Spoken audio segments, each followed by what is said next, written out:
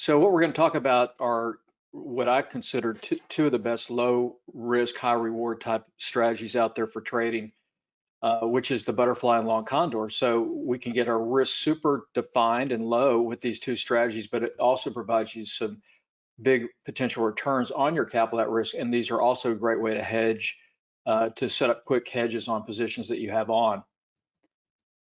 So, I've been actively trading options for over 30 years. Started out my trading career on the oil side, but been passionate about the options side ever since. Started trading options back in 1987 on crude oil. So that being said, let's get started. So the following webinar today is purely for educational purposes. Any stocks, options, futures, ETFs mentioned does not constitute advice and should not be construed as a recommendation.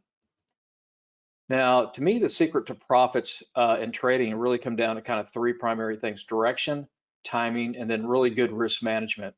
And through options, we can do some fantastic risk management and create structures on option trades that provide really low defined risk but high returns. So there are a lot of different ways that we can use options, and we're going to talk about two great strategies today about how we can really use these in really uncertain, high volatility type markets as well. So when we look at option trading, it has so many more advantages than just trading, outright stocks. But as you probably already know, it can be a bit more complicated as well. But once you understand the benefits and the advantages of the options and option spreads, you're really going to never look back and want to do anything else.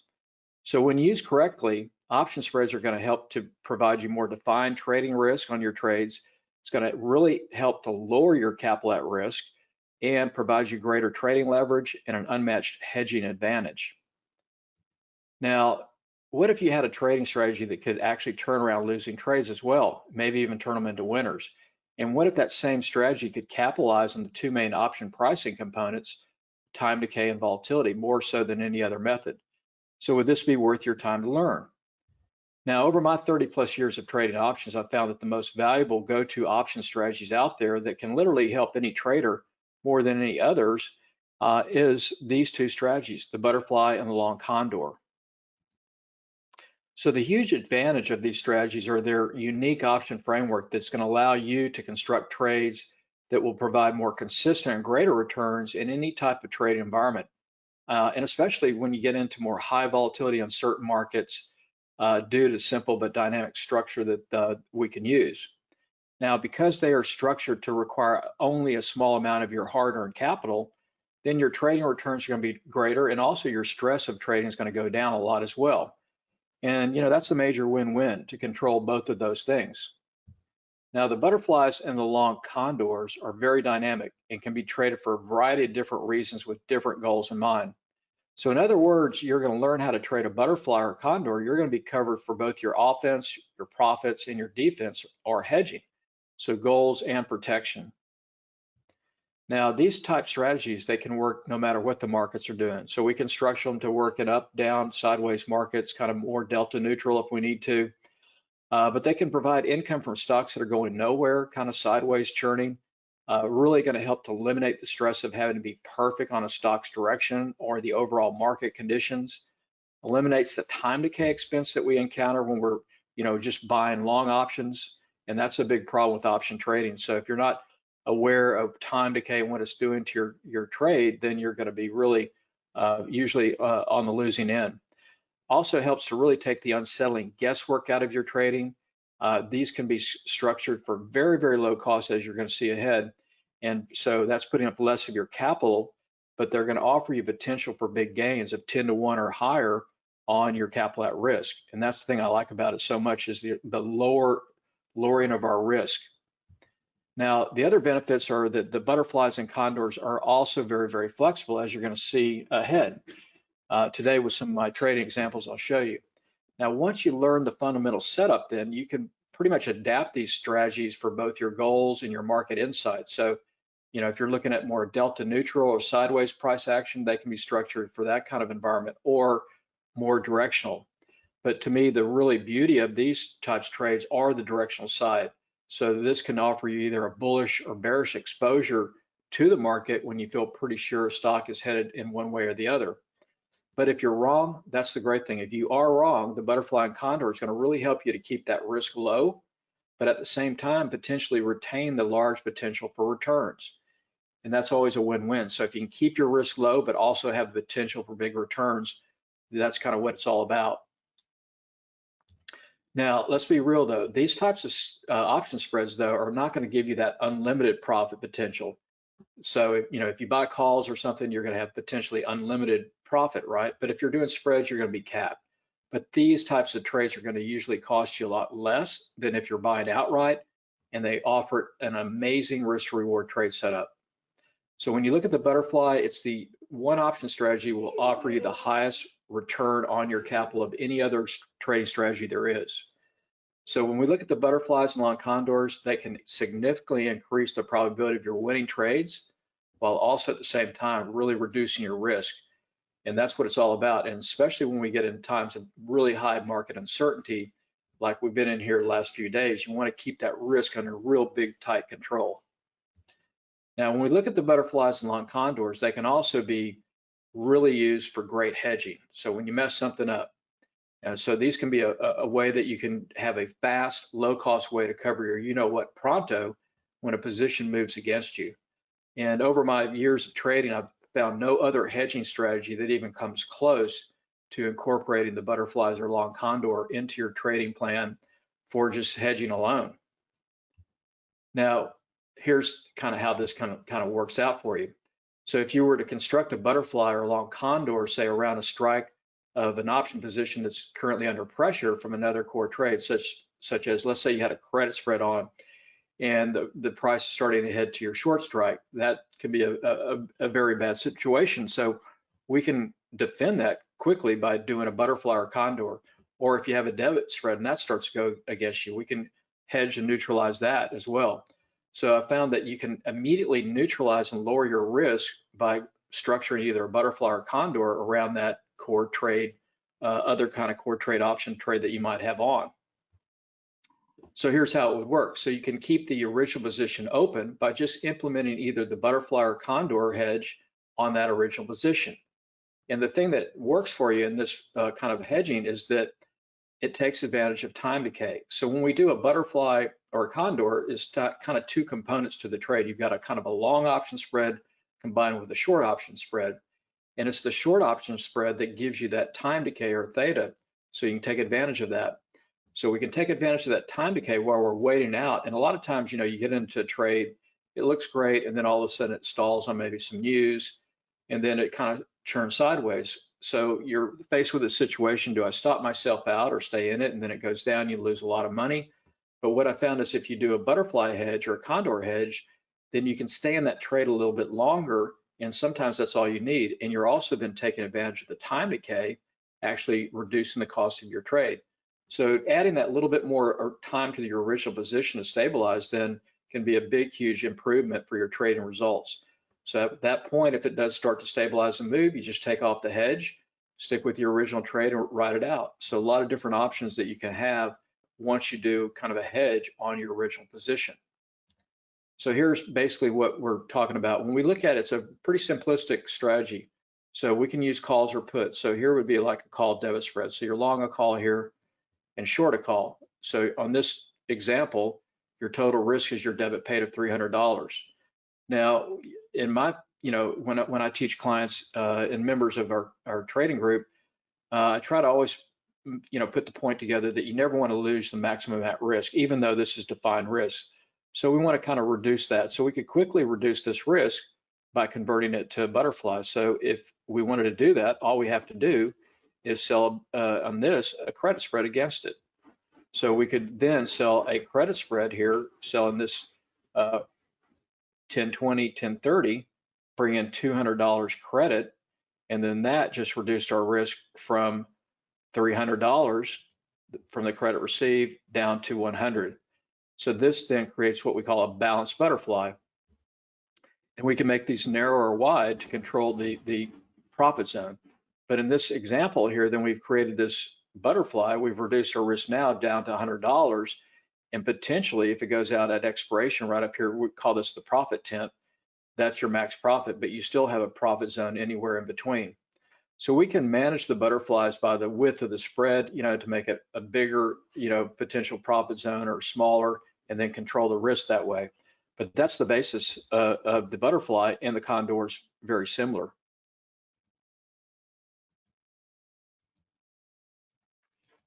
Now the long condor is very similar to the butterfly, except we can spread the short strike out to give us a bigger profit zone. And so that's the thing I love about the condor. So we can do calls or puts. So if we're looking for a downside move, we could do a put condor, upside move, long condor, and we can leg in and out of these. So the butterfly, is right here. So you've got a tighter window to thread here to make max profit. But if we can separate, push the strikes out here, like the condor, we've got a bigger profit zone. All right, so a lot of different ways that we can incorporate this into our trading.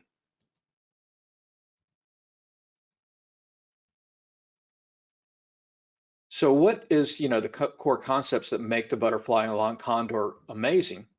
So it really comes down to the most important option factor, excuse me, for profit generation on these two strategies. And that really comes down to, again, understanding how option pricing works in the concept of time decay, or theta. So, and its effect on the price of your options. So let's take a kind of a review of this.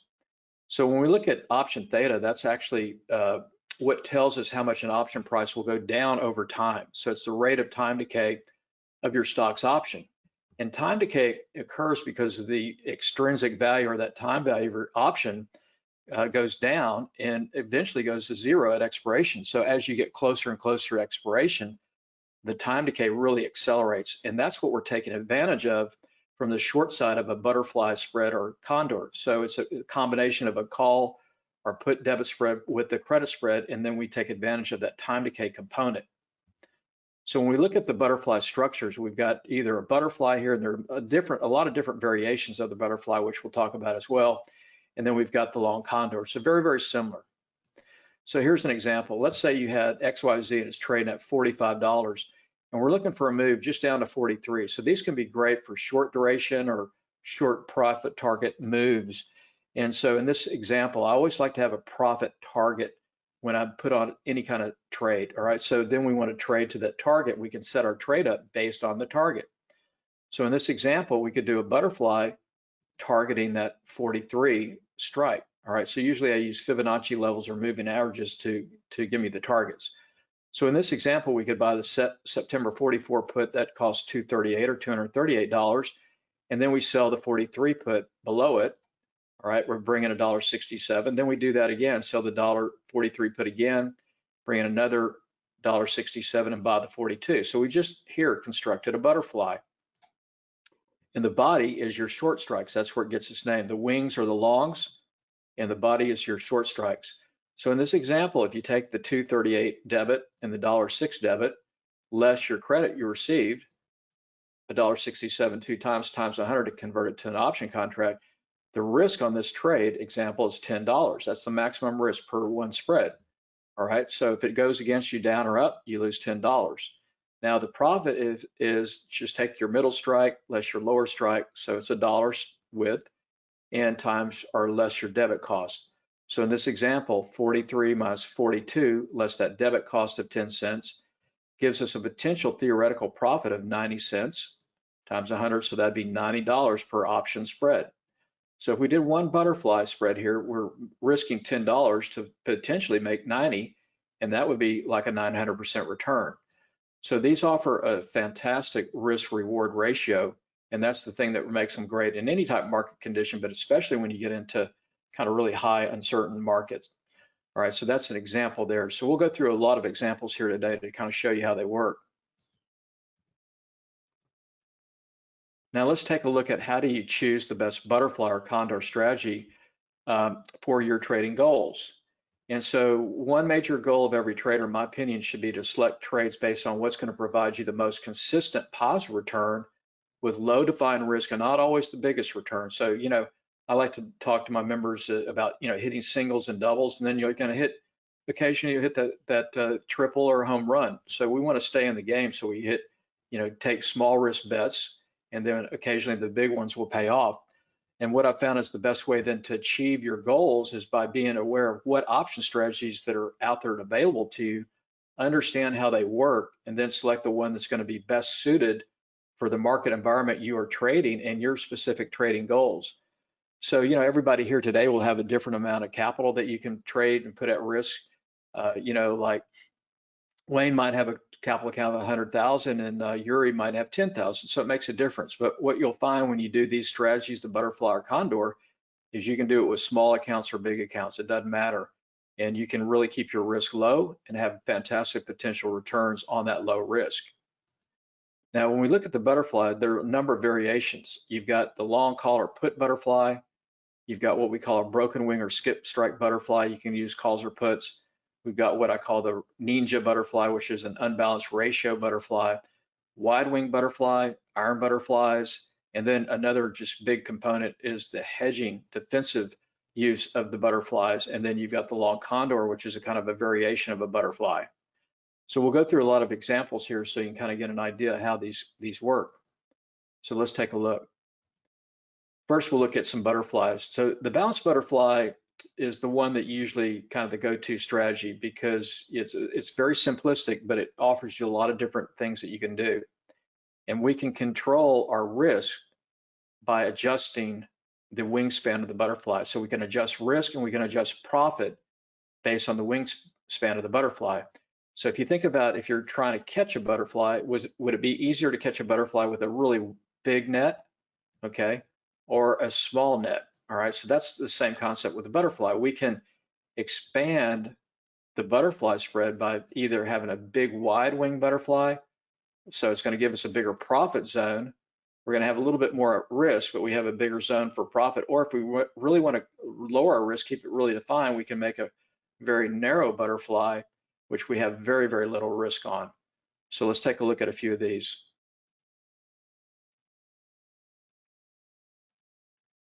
So let's take a look at the first one. Will be a narrow wing butterfly. So this is going to be like $1 wide spread or $100. And so the ETFs are great, SPY, IWM, QQQ, or the index options, SPX, are great for butterflies. So I always like to use Fibonacci levels and option activity for profit targets. So here's a swing high to low. So we have a 618 retracement coming in here about 273. So this was our target zone, right about there. So at the time this was set up, it was trading right around here at about 267, right here. Now we were looking just for this move to that 618 retracement into expiration. And so we set up a butterfly with a very, very little capital at risk by making it very narrow. All right, so in this example, it was traded at 267 and we had that 273 as our target based on Fibonacci. So we did a 272 long call, sold the 273, sold the 273 again, bought the 274. So dollar wide spread. All right, so if you look at your risk here, your spread width is your, the dollar wide here. So that's $100 spread width less the cost of the trade, 10 cents. See the debit cost, $10. So theoretically, this trade, if it went out exactly at 273, you could make $90 per spread. Now you'll never get it exact, but you can get close. But that's a 900% return, right? So you're risking $1 to make 9. So fantastic risk reward. Now 2 days later, the spread was actually up $70 per spread. All right, so that's a huge, still a fantastic return, 700% return on your risk of 10. So that's the thing I love about it. We can get our risk super controlled and super low. So that's a narrowing butterfly. So let's take a look here what it looks like on the going out at expiration. You can see it's trading pretty close to that short strike right there, but not exact. So it's 273.08, very, very close. So it's trading right here towards the expiration of that day on expiration day on the 16th. So this went from 10 cents or $10 debit to an $80 debit. All right, so there's your profit there per spread of $70 on that risk of 10. So this example, 4 contracts, that's $280. So you've got 4 contracts, that'd be a total of $40 at risk to make 280. So fantastic risk reward. So the butterfly is going to take advantage again of accelerated time decay and also volatility collapse and gives you that high return on capital. So again, when we sell options, we are basically selling time and we're selling volatility. So that's the beauty. And when you get right into the end of the day expiration, that's when it's sucking out. Everything goes to zero on time and volatility. That's where you can make your big money towards the, final, part of the day on expiration.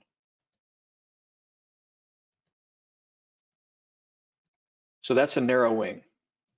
Now here's another example of a butterfly trade. This was on SPY. So this is a wider wing. This is going to be a $5 wide or $500 wide spread. So here's SPY. This was just, recently it was trading up here, had that big max push up, and then it was trading at 355. So this was a target trade with butterflies. So butterflies are a great way to also kind of hedge, say, a portfolio. So you can look at the areas of major support and you set butterflies up at those support areas. So this was one setting it up at that 340 support. All right. So this was at the point in time it was trading at 355, and so set up the butterfly targeting 340, which was a big support zone for the SPY. So did the 345, 340, could have done it wider, so could have done it $10 wide, but did it $5. So 345, 340, $5, and then 340, 335, using puts for a downside move. So you can see your max profits, $500 is your spread width, okay? If you look at 345, 340, that's a spread width of $5 or 500.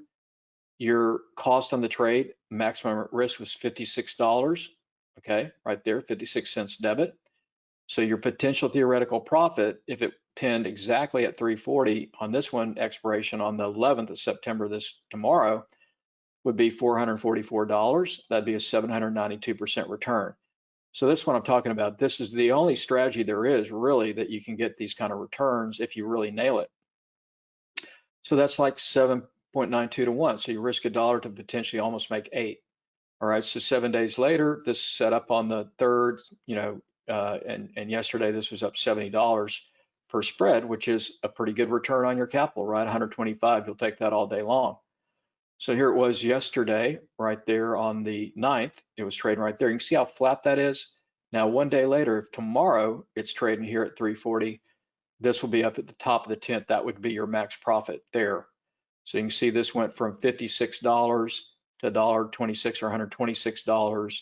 So up, about $70 per spread. So one spread, you're up 70 bucks. But your risk is controlled. If everything went wrong for you, you're going to lose 56 bucks. Now here's even a wider wing butterfly. And the other great thing with the butterflies, this is back when Tesla was, before it split. Do I usually use short dated? Yeah, you want to typically use short dated. You can use monthlies too, but the butterflies do best if you're, looking for accelerated time decay. So that's going to happen for more so with short dated. The other thing with the butterfly, you can control, you can play, and you can trade the higher cost stocks. All right, so here's another example of that. So here's Tesla. This is back before it split, and it was trading at, in this example, $933 per share. All right, so if you bought 100 shares, that cost you $93,350, right? But you're going to see in this example, you could actually control 100 shares for as little as $80. Now, in this trade, we were targeting $1,000, just kind of that even price point right there. So here's how you can also get the benefit of trading high price stocks with a very low cost risk. So in this example, it was trading at $93.50. So we were targeting $1,000. So set up and bought the 990 call, sold the 1,000. So $10 wide there. Bought the then sold the $10,000 call here. Bought the 10,010. So you can see $10 wide spread. So $1,000 spread width. Now look at the cost of this trade, $32 debit cost, right? That's your risk, $32.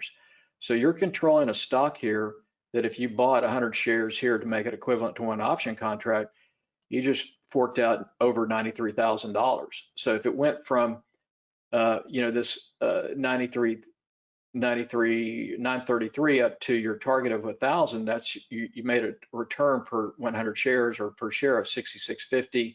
So you made a 7% return. But look at your potential risk, huge, right? And then look at the cost.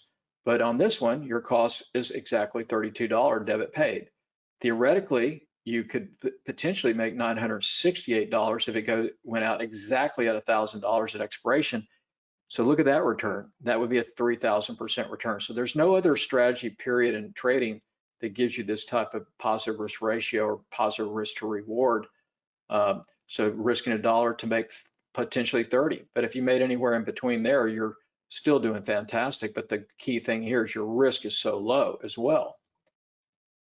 All right, so here's where it is. See how flat it is? So this one didn't nail it, but look, it's still trading right here. It shot past that the target, and it was trading at 1,008. So this was up, actually went from $32 to 138. So it was up $105 or 106 here, which is still a fantastic return on your capital because you're only risking $32. And if you make $106 per spread, that's a 331% return. So it didn't make that, 3,000% return, but it still did pretty good. So that's the beauty of it. You can control your risk and still have potential for big upside gains, and especially upside return on your capital.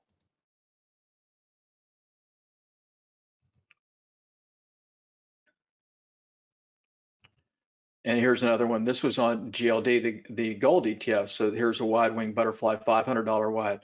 Now this is a pretty cool one. We did this, I have an alert service, and we set this up originally as a calendar targeting 170, and then we closed out the short strike and converted this to a butterfly. So here's how this worked out. So it was trading right here. It was trading right at 170. So we were looking for potentially to break this level here, and then the next target was up to Fibonacci extension area of 175. So it finally broke. So this was, stayed in this for about a week, and then it broke higher. So set this up buying the 170 call, sold the 175 call, sold the 175 call, bought the 180. All right, so $5 wide spread, right? So $500. Now the cost of the trade was 89 cents or $89. So if you look down here, you can see the debit cost 89 cents. And then it went it went from, went up to about right here. When it hits with the butterflies and condors, I always preach, take your profit when you hit your target. Now, a lot of traders make the mistake of thinking, I got to stay in it until I get closer to my max profit. But when we're in really, volatile markets where the price action is moving a lot, you want to take your profits when it hits your target. So at least take a big chunk of it. So if you're working with 10, 20, 30 contracts, take a big percentage off and then scale out. So when this hit 174.55, that was the target was 175, so into the target zone. So this went from $89 to $299. So that's, a $200, $210 per spread profit on that risk of 89, so 236% return. So really nice return. And this one came off of another spread that we adjusted to the butterfly. So again, you can adjust these and you can leg in, leg out. So you can put the spread on by either legging into it. You can start with the call debit spread first or the credit spread first, and then add the other part of the trade. So you can do it separately. You don't have to do it all at once as a butterfly.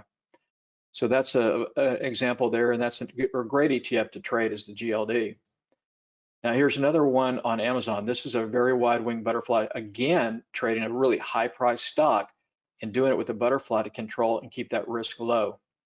So here was Amazon. This was trading down at a 200-day moving average, just bouncing off that support.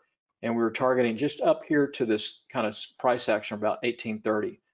So set up a really cheap butterfly to take advantage of potential move there. So if you were just trading the outright stock price here of Amazon and you bought 100 shares at 1782, you're putting out over $178,000 to buy 100 shares. Now, if you did hit that target of 1830, your profit would be 48 a share, 2.69% return. But look at your potential risk. But the same trade you could have done with the butterfly, and your risk would be $80 per share or per 100. So if you did one contract, $80, be like 100 shares, right? So this was targeting 1830. So we did it with calls. So bought the 1820 call, sold the 1830, sold the 1830 again, bought the 1840, $10 wide, $1,000 spread width, minus the cost of the trade, $80, 80-cent debit cost here. Potential profit would be the difference, 920. If it hit exactly there at expiration, which will never get perfect, so over 1100% return there. So again, this missed the perfect profit zone here at the top peak, but it was going out here. So wide wing butterfly, you could still trade this high price stock. And so it was going out here at 1836. It overshot that 1830 and right there. So the other thing I'm going to show you here on this example is that this is in the morning. So this is about 9:30, 10 o'clock in the morning. And at that point in time, it was trading right here about 1836. And so it was up, it went from $80 here, you can see my pointer, to $230. So this was up $150 per spread at about, 9:30, 10 o'clock a.m. So it's still pretty good, 187% return. But look what happens 3 or 4 hours later as we get into the closing of the day. So this thing doubles, not doubles, but quadruples in profit and return. So here's the same trade, the same day on the 6th, and this is later in the afternoon. Now it's trading at 1832, 1833 here, but look, the profit went from $80 debit cost to $695 in the same day. So now it's up $614 per spread, up 769% return. So most of that is also that theta time being stripped out and volatility being stripped out as we get into the end of the day at expiration. So great way to trade high price stocks, but also take advantage of time and volatility. So here's another interesting one. This is what we call a Batman. So we were looking for a monthly option expiration, and we were looking for what we call a pin, and this was on Microsoft. So we were looking at the option activity, and we looked at the 200 strike. There was a lot of potential for it to move there, or the 180. So we didn't know. It was trading right about here in the middle. So with the butterfly, we could do actually both of them because it was so cheap. So this is setting up a butterfly targeting 200 and setting up another one targeting 180. And this gave us what we call the Batman. So long story short, ended up having a put butterfly targeting 180, and the cost was $15. Had a call butterfly targeting 200, the cost is $17. So our total cost of the spread on both of those $32, potential profit those $250. All right, so theoretically it could make $218 on net risk of 32. So this one actually went out right here about to 198.95. So not perfect, but close enough. So that's $63 profit per spread on the risk of 32, 197% return. So that's another way you can use it, the old Batman. All right, so it goes out here and you've had two butterflies and it hit right here. Now here's an example of the long condor, okay? So this is a great one. This also will give you the positive theta, which will, reduce that time decay, very low capital at risk, high return, great for hedging. I usually like to go into condor first if I'm hedging, say a debit spread or a credit spread. I like to kind of create the condor structure first, and then I can always leg out and adjust down to butterfly if I need it. So the condor could be calls or puts. So you could be, long a call, short a call. So basically here would be a call, call condor, long a call, short a call, long a call. Okay, so you've got this wider profit zone, or you could do it using puts, long a put, short a put, long a put here. Okay, so you can do it either way if you're targeting up or down. Depends on the direction you're trying to pick.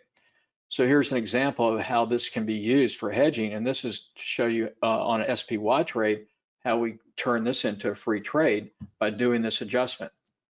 So SPY was trading right here about 275, 276, and again we were looking at Fibonacci target down here to 270 right there. So the original trade was set up a put debit spread 273.70, targeting 70. So nice low risk trade, $65. So spread width 300 minus 65, potential profit 235 at expiration. Now, shorting the markets, a lot of times you'll hit your target, then it bounces back up and you miss it.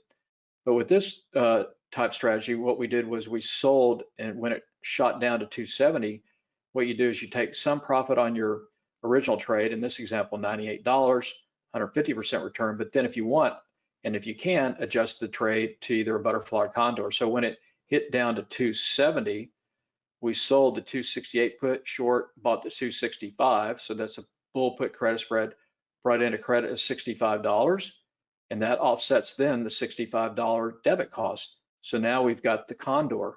All right, so the original trade, we had this put debit spread here. Okay, that cost $65. And then when it hit down to 270, sold the bull put credit spread here out of the money and brought in $65 credit. All right, so now we have zero risk. And if it goes out here, the max profit's 300. Now it went out right here, still pretty decent profit. So it went out with a $164 profit per spread on zero risk. All right, so that's the other thing you can do. A lot of different ways you can hedge using these types of strategies as well. And that's the other big thing. When you're in a fast moving market and you need protection, these are a great way to go to the market and hedge.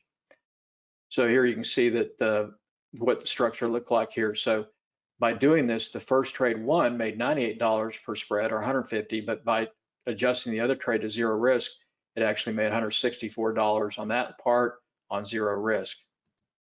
So let's discuss, some other steps you can take now if you want to start mastering the fantastic trading and investing benefits that these really high reward, low risk option strategies will provide you in any kind of market. So I've got a really great offer here for everybody today at the Expo. If you'd like to sign up and take advantage, I've got a butterfly long condor option master's course that I did just recently. So you can get this 6-hour course plus some great bonuses for $147. And again, this is yours forever. And let me go through all here, use this price link, and let's go through the details of the course. And then if I have time, I can answer questions. So make sure that link works. And it does. So you'll see this payment link pop up. So you can use PayPal or your credit card. So this is an on-demand course, recorded course I did. So let's go through everything here. So what you're going to get with this course, I did this about 3 months back. So you'll get my 6-hour recorded course on the butterfly long condor. Now on the website, if you went to my site, it'd be $397. You're going to get everything here today for $147. Now you're going to also get my brand new course I just did, an options beginners course. So anybody out here today that's just kind of starting out, this will be a good one to add to your library. And then you're also going to get my options beginners program. So you're going to get a lot of option courses here in this one package to really cover your needs. So you're going to get those 2 option courses for more geared towards beginners. Then you'll have a follow-up live Q&A and recorded. So we'll send you out a link. This will probably be in a week. You'll get that by email. You're also going to get my option tutorial, which is basically another option course on the Greeks and options probabilities. Then you're going to get my complete option strategy manifesto, 15 different option strategies, my power tool guide, which are the Greeks you can print out on your desk, and a trial membership to my trading club. So you can start this at any point in time. If you want to delay your membership time, just send us an email. We'll start it when you want. But that will be then, if you stay in for 30 days and you want to renew, it's $97, or you can do an annual membership. So you're going to get everything here today for $147, special price here. So use that link. And again, everything will be on the cloud, and you can print out, whatever you need as well. But this will always be yours. So you're going to get my butterfly master's course. So this is a 6-hour course. Broken down in 30-minute modules for easy viewing, 437-page training manual. So my PowerPoint, my courses are very, very detailed, step-by-step blueprint of this course. So part 1, I go through the option Greeks that are vital to the butterfly and the condor, how theta decay works and impacts the butterfly condor, and volatility, how that impacts it. Option pricing, the effects of it, and how we work that option pricing to take advantage of time and volatility. How to use standard deviation. We use standard deviation for our price forecasting for direction. So how do you do that? And then we go into the basics that most traders don't understand about butterflies and condors, what really makes them work. And then we get into the butterfly condor foundation, okay, the vertical spreads. So once you understand vertical option spreads, then you can do so many different things. And then we go through each variation in this course. I go through every different variation of a butterfly, how, why, and when to use the call or put butterfly, a wide wing butterfly, broken wing butterfly, ratio butterfly, a broken wing ratio butterfly, iron butterfly, vacation, long condor. So in this course, it covers every variation of when you would use and how. What are the best timeframes to use to capitalize? What stocks or ETFs are best? And how do you get those structures where you get 10 to 1 or higher return on risk? And then how do you profit from volatility, collapse, and theta decay? So this covers really everything, a lot of option points in general. And then really another fun part of the course is we go through monthly option expiration, which again, you can have this as a new stream of income because monthlies happen every month, so 12 times a year. So we go through what we call option pinning. So next week is a monthly expiration, so great opportunities. So then we set up price targets, how to do that using Fibonacci. That's also included in the course, and option activity, unusual option activity. And then of course goes into the long condor, the advantages of it, that combination of the debit spread and vertical credit spread to use the condor. how wide and when to use the long condor, and for your directional controlled risk. And then part 3 is hedging. So kind of running out of time here, but you get this, a big part of the course is how to use the butterfly and condor for hedging, hedging other positions that might be a credit spread or debit spread, and how to defend any other kind of core option trade. So kind of a progression of trading hedges. And then you get resources, what is assignment risk, expiration, auto exercise. So the course covers so much and with great detail. And then you get a trading library, 58 pages of other butterfly and condor trades that you can look at. So a little feedback, Pam said, excellent class as usual, over deliver, under promise. I wish I'd been knowing how to use your hedging before I lost so much money doing credit spreads. So that's such the truth. I run into so many people that do credit spreads that have lost more than they've made, but this is a great way to defend a credit spread. And then from Jim, thanks again for showing so many ways of getting out of trouble. Could have really come in handy in the past, and my trading P&L would have been totally different. So a really great way to hedge. Now your bonuses, you're going to get my option trading for beginners. This is a brand new course I just did on demand for beginning option trading. So the benefits of options versus stocks, insider tips you want to know before you trade options, must know option basics, mastering puts versus calls, what is option expiration, how does it work, beginning option strategy 1, the covered call, how that works, income protected put is strategy 2, and resources. So you get that course, and then my option beginners program, kind of a home study package, that will also kind of really take you through the basics of options and how to use options.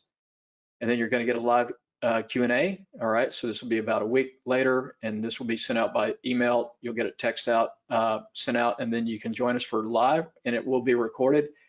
You'll get my option trading tutorial, so 60-page option guide with videos on the Greeks, pricing the option, standard deviation, option delta, probability.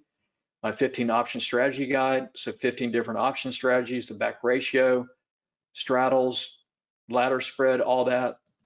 And then the Greek power tool. So this will be a desktop, you can hand that out, the Greeks, and a trial membership to my trading club. So a lot of great stuff here, but the main thing is all geared to options and these 2 strategies and a lot more. So hopefully you'll take advantage of it and join us, and then look forward to working with you as well in the future. So here's a little feedback on the trade room. Now, if the trade room, again, you can start your free trial membership whenever you want, but and if you continue, it's $97 a month, or you can do an annual membership. So Larry, I wanted to thank you. I'm glad I found your service. I'm learning so much. Thanks, Richard. Just wanted to say my option knowledge has leaped exponentially since joining your room. Reading books is fine, but seeing actual option trade setup makes a huge difference. Thanks, Jay. So that's pretty much everything. The trading room, we've got a trading room open each and every day in the morning, back for the close. That's what you'll get with the trading club. Daily market video newsletter every day or every night after the close. Trading videos are archived. Weekly Q&A every Tuesday, live and then recorded. Educational vault, and you get discounts on everything on my website, 60% off all courses and all my trading software. So I think I'm out of time, but hopefully I could get everything to you in this 45 minutes. But you're not going to be disappointed in the course, and it's a very small investment, and to hopefully make your trading improve and a lot more profitable. So again, oh gosh, 1 second here. Here's the link. I didn't send it to everybody. I sent it to the wrong place. Okay, here's the link there. Use that link. Okay, let me put it in again. Sorry about that. I was sending it to the panelists. All right, so everybody see the link there, okay? So you just click on that, and it'll pull up that payment form here. So let me put it in one more time for you. Sorry about that. Here's the link again. So if you want to copy it, you can just take it with you. powercycletrading.com/EXPO butterfly. Okay, thank you, Anna. Welcome, everybody. We're going to do a live market analysis using supply and demand. Again, even if you've seen this before, it's never the same every time. The market's different, and we're going to jump. I'm going to teach you something that you can use immediately in your trading, and it will probably have immediate impact on your trading. It will make you think about things differently in a more simpler, masterful simplicity way. Yeah, so you'll see you can make things very simple. Doesn't have to be complicated. And then we're going to jump into the live market, and I'm going to show you what I just taught you in the live market as it is right now. Okay, just want to say a quick thank you. That's my wife and my brother-in-law who've worked every single day during this pandemic. So big thank you to them. They both work in the medical field and in hospitals. So thank you very much for them and all the other health workers who are working tirelessly at this time. And we hope to see the end of this global pandemic very shortly. Here's a picture of me giving this presentation at the New York Traders Expo recently. And more about that soon. And again, a quick disclaimer just before we begin. Everything I say here is for educational purposes only. You'll know there's a high degree of risk involved in all types of trading, and we're not responsible for your trading and investment results. If I'm going to give you some trading ideas, for example, then if you take them at your own risk. Here's a little bit about me. You can read that. And I've been trading professionally for over 15 years now. Just to tell you about TradeSmart, if you're here for the first time, or hearing me for the first time, we're a trading education business, and we focus primarily on teaching you how to read the market professionally, first and foremost, and how to run a successful trading business. That includes how to develop your own trading strategies and your own trading plan, which fit your personality and lifestyle. So here's our agenda. I'm going to ask the question, why am I always wrong? And we're going to jump into professional chart reading. I'm going to teach you something. You won't find this in a book. We're going to jump into supply and demand, and then we're going to jump into the live markets and analyze primarily Forex. We're going to look at maybe some futures on commodities and probably the E-minis and maybe NASDAQ futures as well. And then I'll open up to audience questions and answers. Also make an offer if you want to take the next stage, the next step in your development as a trader. So the problem is this: why am I always wrong? So the market can look something like this, and this can happen to everyone and probably does happen to a lot of people at the beginning of their trading career, and even maybe more experienced traders. So what happens is this: is you see the market moving up over here, and you take your first long, your first trade on the long side, you buy. The market starts moving up and you think, great, this is so, so simple. I identified an uptrend based on moving averages, and it's going up, up, and up. And all of a sudden, the market turns to the downside and starts going down, down, down, down, down. You didn't have a stop because what do you need to stop for? It's going to work, obviously. Every trade needs to work. And so you're looking at your P&L and it's going down, down, down. It's minus 1,000 now. You can't take it anymore. You take it, you close it, you sell out, and you take your first losing trade. And now you're thinking, well, I got it wrong. The market's going down. You double up and you take your second trade over here on the short side, trying to make that money back. I want to take that money back. The market took the money from me. I'm going to make it back. So you take your second trade, bigger size, it moves in your favor. You're making a bit back. And all of a sudden, the market turns to the upside again, and you can't take any more. You're down now $2,000 or whatever, and you take your second losing trade. You close out. Then you try and make that money back again. You take your third trade and the same thing happens. It goes up a little bit and then it goes down against you, and you take your third loss over here. Now you think, okay, let's get a bit more understanding with the market now. I've been buying up here. I've been selling down here. I learned something called, well, support resistance, something like that, where you join the peaks and the troughs. Maybe I should be selling up here, because when I buy up here, it goes down, and when I sell down here, it goes up. So when it comes back up here again, what am I going to do? I'm gonna sell this time. I understood the market. So you take your fourth trade on the sell side, and guess what happens now to the market? It doesn't go down, it goes up, and you take your fourth losing trade. Just type a yes or yes, that's me, if that's ever happened to you in your career as a trader, or since you've been trading. See if I can pull up the chat area a second. Or is it questions? Questions. Okay, go on, type it in the room, guys. Yes, it happened to me. Thanks, Eric. Thanks, Carol, Jenny. Trader. That's a good name for a trader.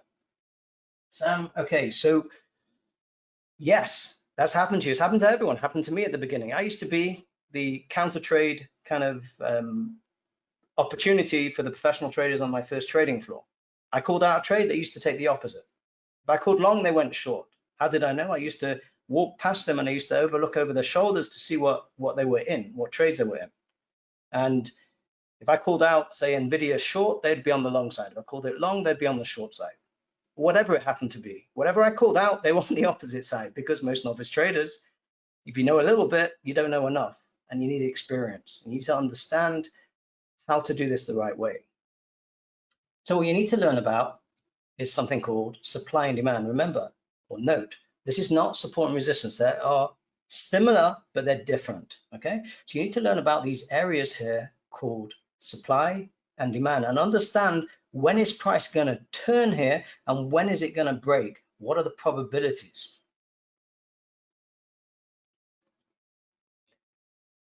So let's go over to professional chart reading. I believe that you only need to learn 3 things in order to read any market, and do that in multiple time frames. You can see there's 4 things here. You need to understand pivot analysis. This is how to read the trend. And I'm going to share with you how you can take the next step later on. You need to understand supply and demand, because price always will move between levels of supply and demand in the market. And you need to understand direction, price direction. Again, you won't find this in any book. Which direction is price currently moving in? Much like a lift. Is the arrow pointing up or down? If you're on the 10th floor and you want to go to the 15th floor, do you get in the lift when the arrow is pointing down? If you do, it's going to go down first. You want to get in when the arrow is pointing up. So that's what price direction is. And you need to do that on a backdrop of multiple time frame analysis to understand that if you're in an uptrend, for example, you could be coming into an area of supply on a larger time frame. If you're in an uptrend on the hourly chart, that trend will come to an end, potentially in an area of supply on the daily chart, for example. And the daily chart may be in a downtrend, and the uptrend on the hourly chart will end where the downtrend kicks up on the daily chart. I'm going to show you examples of that in the live market. So this is what it is. The charts will teach you all you need to know once you have a framework for reading them.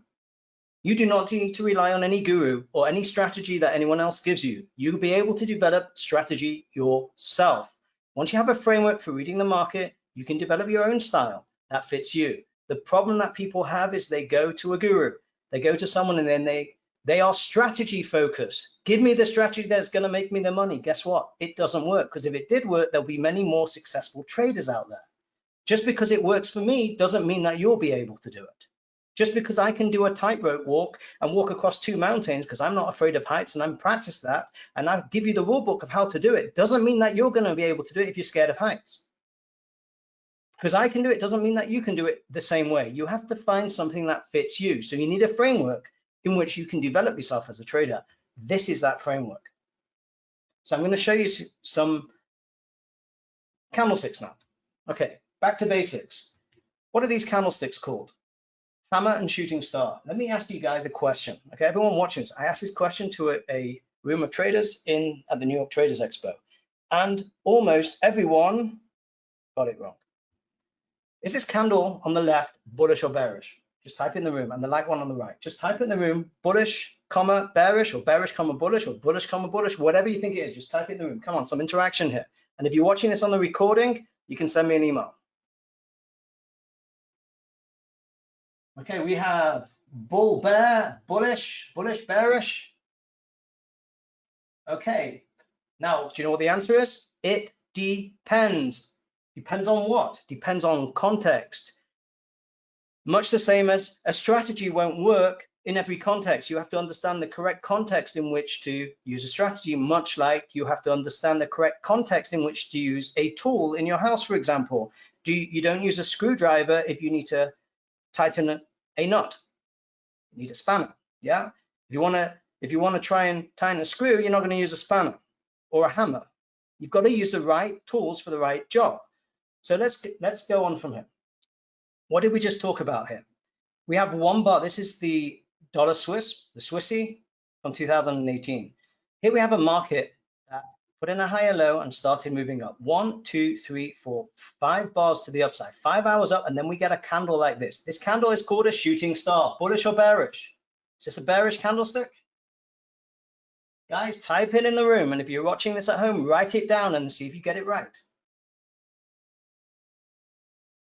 Yes, bearish. We got bearish, bearish. Carol, that is correct. I won't tell you that. Bearish. Everyone's saying bearish. Let's have a look at what the market did. And this is where it starts to get very interesting. Market continues to move higher. So the question is, maybe this is a bullish bar. I've got a whole training that I'm working on at the moment.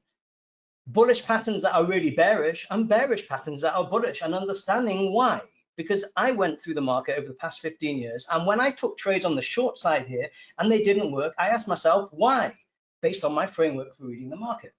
So let's have a look at what happened here. What did the market do? It carried on going sideways and went up. You see this, all of you out there that said bearish. You think this. It's what most people think. Most people are wrong when it comes to reading the market. Okay, you can't execute any strategy correctly and make profit consistently in the market if you cannot read the market. Just knowing how to use a screwdriver is not going to mean you're going to be a great handyman or handywoman. It's not going to work. You've got to understand the correct scenario in which to use it and how to use it under certain circumstances. Just knowing how to use a screwdriver and you use it in every circumstance is not the right thing to do. Okay, so you think this, most people do. But what happened to the market? This was a trade we actually took in our trading room. We actually bought here. Notice this is a supply area. When it hit this area, what happened to price? It went down and carried on going up. Now let's revisit this based on the three things I taught you earlier. I look at the market based on three things. I ask myself, what is the trend here? The trend's going higher. Okay, we got a higher low and we made a higher high. In terms of price direction, which direction, without going into the details, which direction am I going in? I'm pointing to the upside. In terms of supply and demand, this bar just cleared above supply. It means I've got no supply here. The next supply level's over here.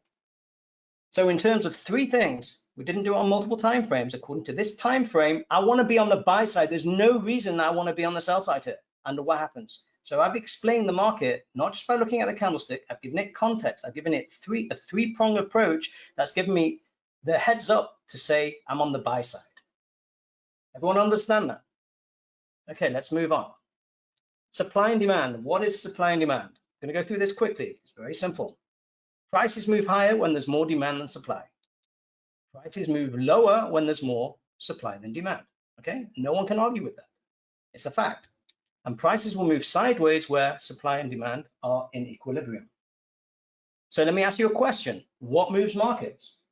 Does news move markets? Let's say we have a pharmaceutical company, ABC Pharmaceuticals. They come out now with on Sunday afternoon with a cure for COVID-19. One pill and it's all over. You're cured. It's the end of it, end of the pandemic. What do you think is going to happen to the stock price of ABC Pharmaceuticals? Right now, it's Sunday afternoon. Guess what? Absolutely nothing. The market's closed. So what moves markets? People move markets. People's reaction to the news. It's not the news, it's people's reaction to the news. So what will likely happen is ABC Pharmaceuticals will gap up on Monday morning and maybe sell off the rest of the day. It may gap up and continue going higher. It depends. If everyone in the world wants to buy and there's no one on the sell side, the specialist or the market makers will have to take the other side, and they're going to gap up the stock in an area where they can sell. If they've got inventory, they'll sell you. If they don't, they'll gap it up where they can short it and take the other side of your trade and be profitable, because they're going to take a position, if they're the buyer or seller of last resort, and lose money. So they're going to get it to a price, take price to a place where they can actually match up the other side of that trade. Remember, every trade is a buy and a sell. You need to match the other side. If everyone in the world wants to buy, where'd you get the sellers from? So supply and demand move the market. And guess what? That will never change. When I first started trading, I was trading on the New York Stock Exchange. I was taught to trade the specialist system by identifying, by looking at the time and sales, which is whenever there's a trade going on, you see the time and the price and the number of shares. That's it. Remember, you don't see whether it was a buy or sell because every trade is a buy and a sell. It's a transaction between a buyer and seller on an agreed price at a certain time. And I was looking at that and the level 2 and the open book of the specialist, and we were taught to identify what the specialist was doing in the market. If he was buying or she was buying, we wanted to be on the buy side. So we could identify by looking at the prints going off on the time and sales and watching the level 2 and the open book, what the specialist was doing. And then we did the same. But when the market went hybrid, part computer, part human, that way of trading no longer worked. It was back to the drawing board. So wouldn't it be a good idea to base your trading on something that's timeless, that you never have to learn anything else? It's not going to work just for now and stop working when, you know, when a new technology comes out. If you look at the world, it's called disruption. You don't want your whole trading career to be disrupted by some new technology. So if you base it on supply and demand and not some fancy indicator that may not work as time goes on, you base it on sound principles of how any market moves, price moves, then it will stand the test of time. I've been trading this way for over 10 years now, and I've been training people actually more than over 10 years, probably close to about 13 years. And I've been training people for probably about 10 years of how to do this. And it works. Okay, so your job is to identify supply and demand on the chart. I'm going to show you examples that are happening right now in the live market that you could potentially take advantage of at your own risk. So what is supply and demand? So if you look at a chart, you'll see price moves down and then maybe moves up. This is keeping it very simple. Again, there's a lot of nuances. It will take me probably about at least 6 to 8 hours to teach you it.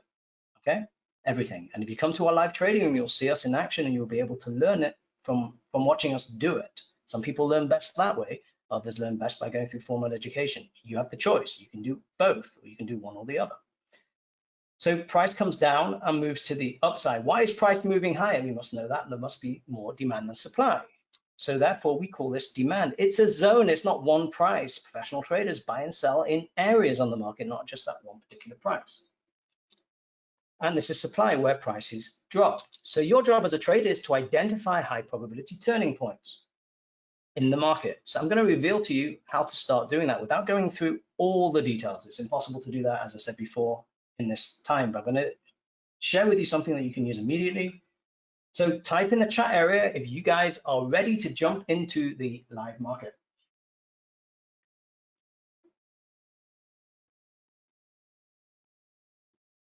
Okay, Eric says ready. Rodney, ready. Okay, let's do it. Just getting used to it. I just got an extra screen here to run the trading room on one. So I'm like, I moved from 3 screens to 4. So I've got to get used to kind of where everything is now. And let's see if we get up. So this is gold. Okay, so let's start off with the pound, because this is something very interesting that's happening today. Okay, the pound. And what I said before, we've got areas of supply and demand.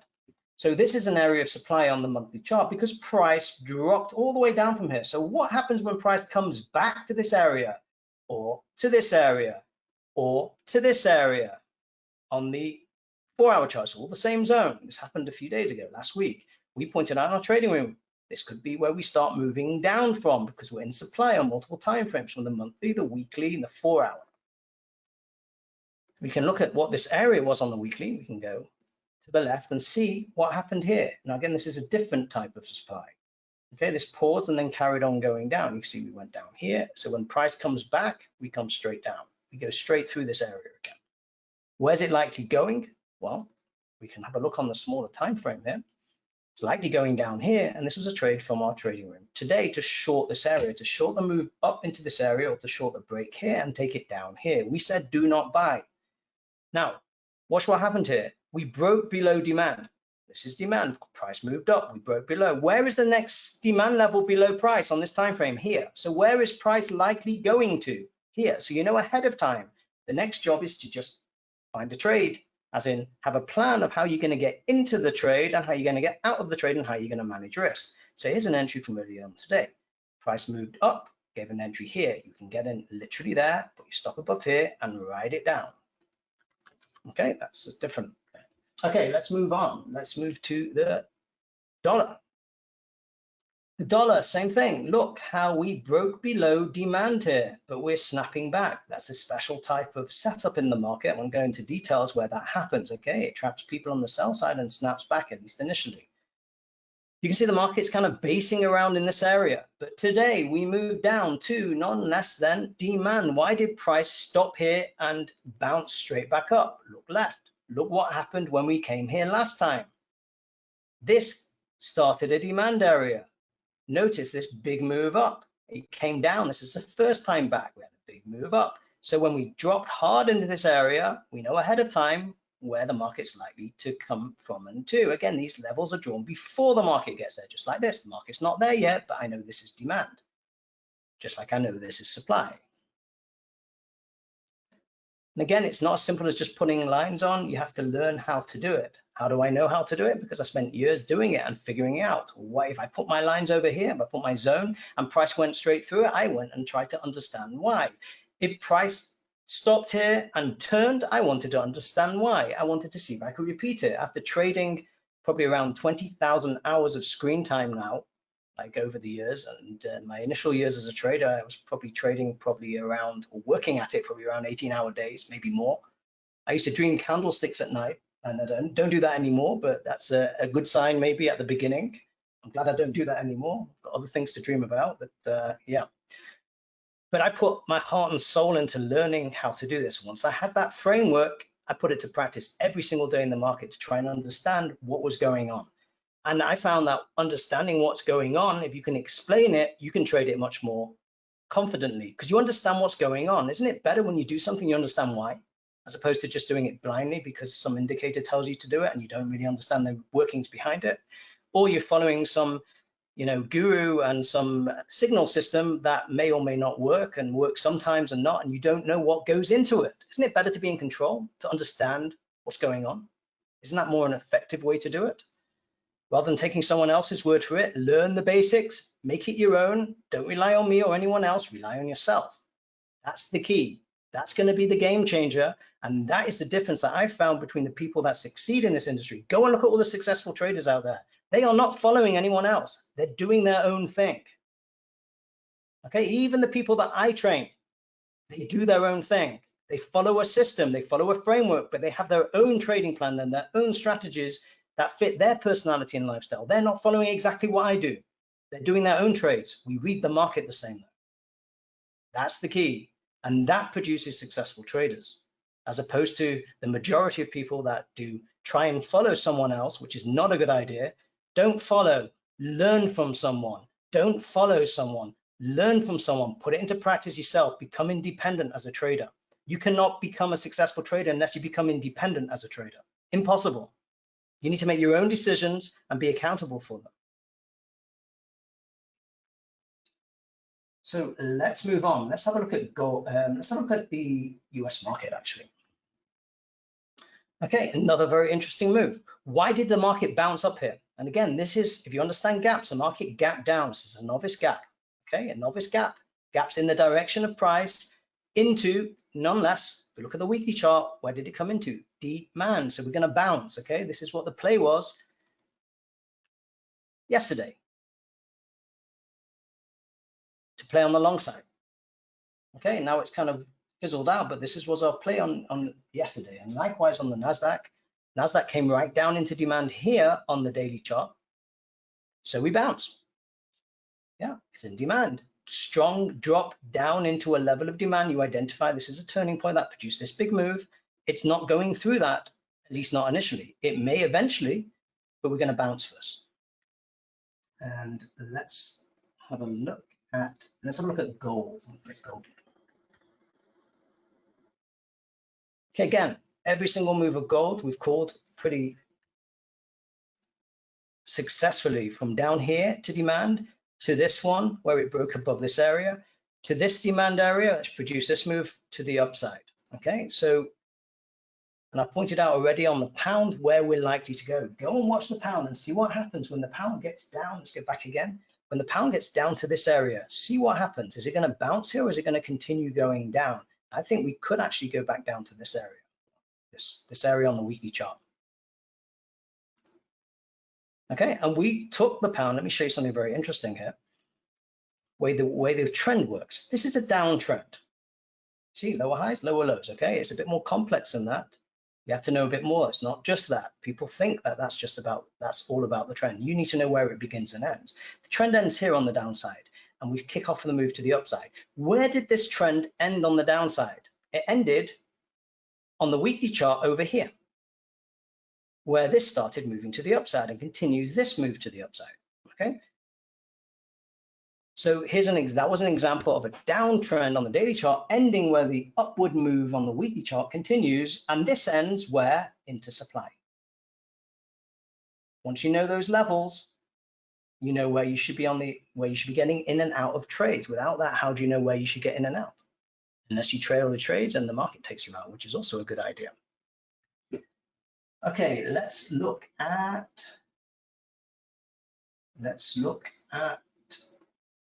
the Australian dollar.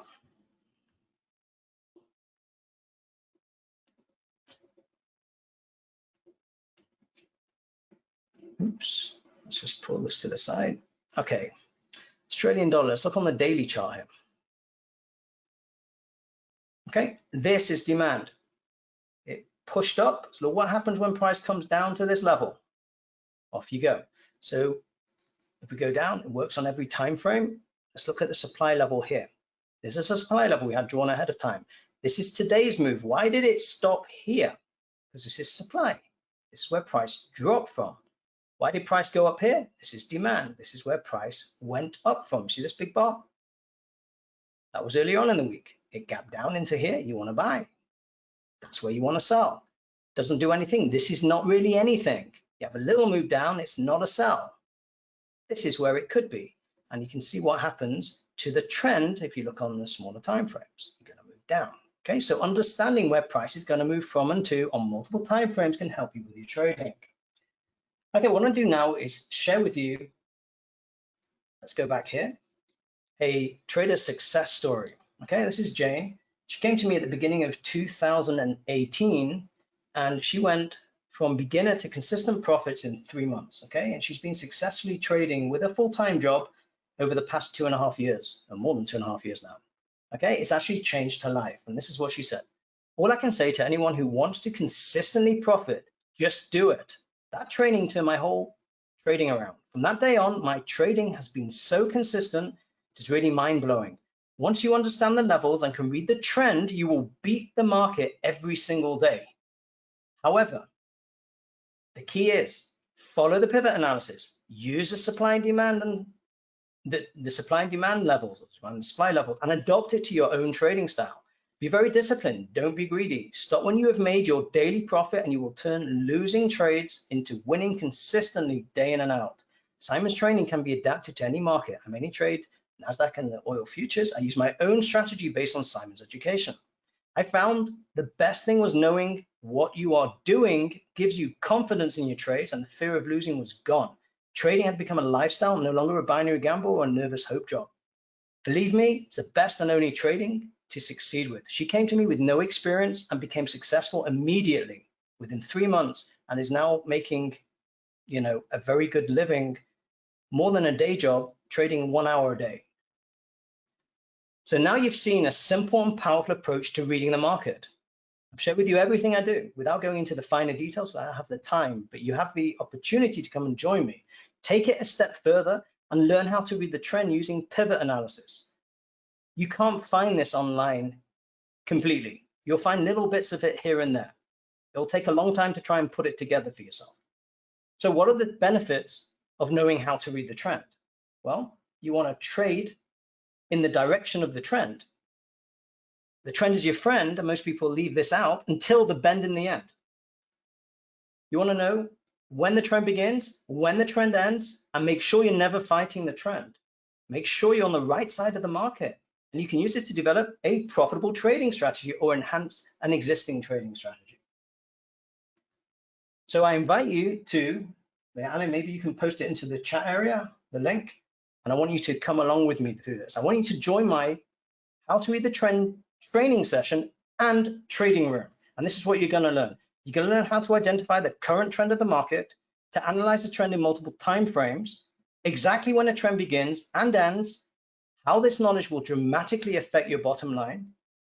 And you'll be watching us analyze and trade the live markets in real time, like I showed you on the pound, and there was another trade that we called today as well. I think it was the Australian dollar. I can show you that soon.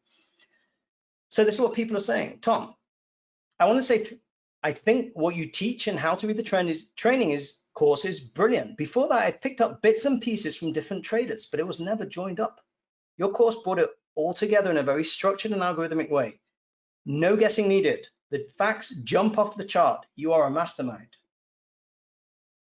The trading room is very helpful in understanding how to go through the process. I've been trading for 11 years and I've not seen anything like what you do. Love how simple it is. I mainly trade options and with trades that last 30 to 60 days. I've been looking for something I could use to trade, to day trade for 2 years now.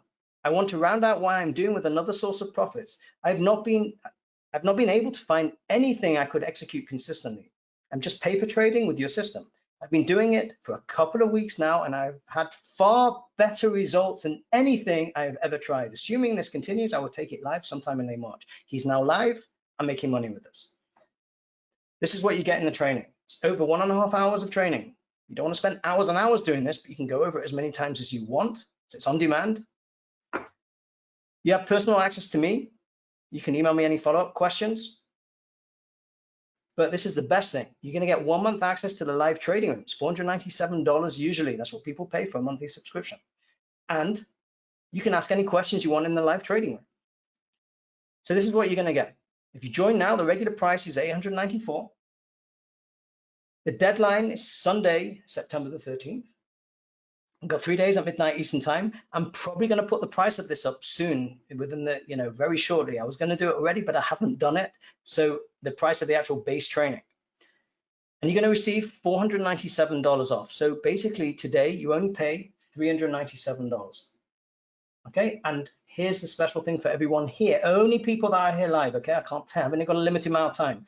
There's a special bonus for anyone who signs up right now on this session. I'll know who you are, and I'll send you an email and invite you to a personal one-on-one coaching session. People pay me $500 an hour, okay? Only the first 5 people that are live here, not people watching the recording, but they sign up before the end of the presentation, are going to get a bonus session with me, okay? And we can discuss your trading and I can point you in the right direction if you need it. So this is the link.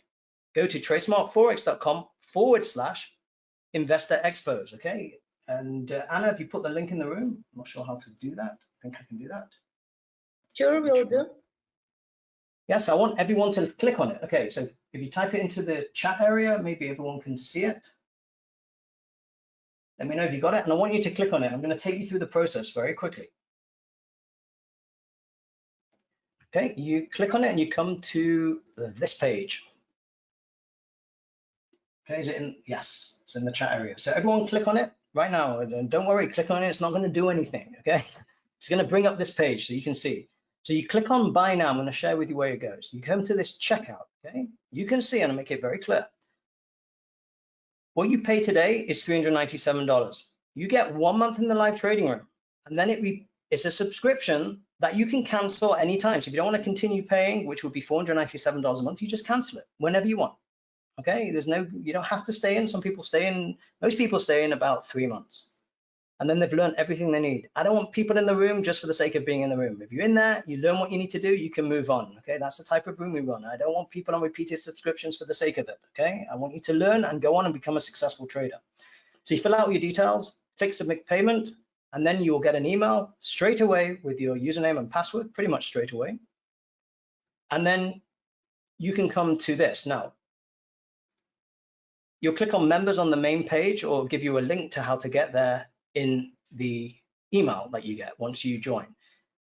You can go through here, members, or click here, and it brings you to this portal. All you need to do is type in your username and password over here. You can see I'm already logged in. You can log out, and then it gives you access to everything you have access to. So what you need, how to read the trend, is in this section under learn how to trade professionally. So if you click on there, it will take you to the training about that. Everything to do with the trading room is over here. Now we have, as part of the trading room, I'm going to show you. Let's first go over here. So this will bring you to this portal. Now remember, you're only going to have access to how to read the trend. Okay, this is the first session of how to read the market professionally. It's a standalone session to give you a taste of what it is before you get more involved. Okay, so this will get you in. It's a standalone. You can use it by itself. Okay, to learn how to read the trend, and you go through this training. Now, everything to do with the trading room, you click here and it will bring you in here. Now, there's 3 parts of the trading room. There's a live trading sessions, which you go over here and you can sign up. Then there's a daily trading room recording. Every session is recorded. You can go back and watch it. There's people that watch those sessions and it helps them prepare for their trading later on in the day. And then we have our weekly preparation session, which is a standalone subscription that people pay for, that you watch the recording of our weekly preparation session where we set up our game plan on our zones for the whole week. So you have a plan, have a map of the market for the week, and you know what you should be doing.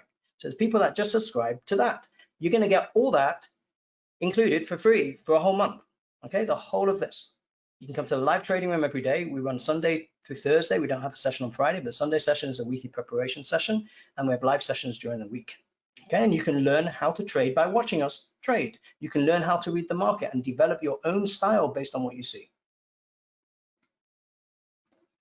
Okay, so again, if you join now, you're going to get how to read the trend. It's $397. It's probably going to be going up to $497 shortly. Okay, the actual base price. 1 month in the live trading room is $497. Together, that's $894. Today, you pay $397 only, plus you get a bonus if you're one of those first 5 that sign up right now. You get $500 one-on-one coaching session with me personally, not with anyone else, with me. I've got other people that work with me. We've got 2 other traders, but you'll have one personally with me, okay? And we'll set up a time that fits both of us, and you'll get a lot of value out of it. It can help you move forward. If you're stuck in your trading, it can help you take the next step in the right direction. So what I'm going to do now, we've got a bit of time. I'm going to open up to any questions that you may have. Let's see, pull this over. Let's get the right window. Okay, questions.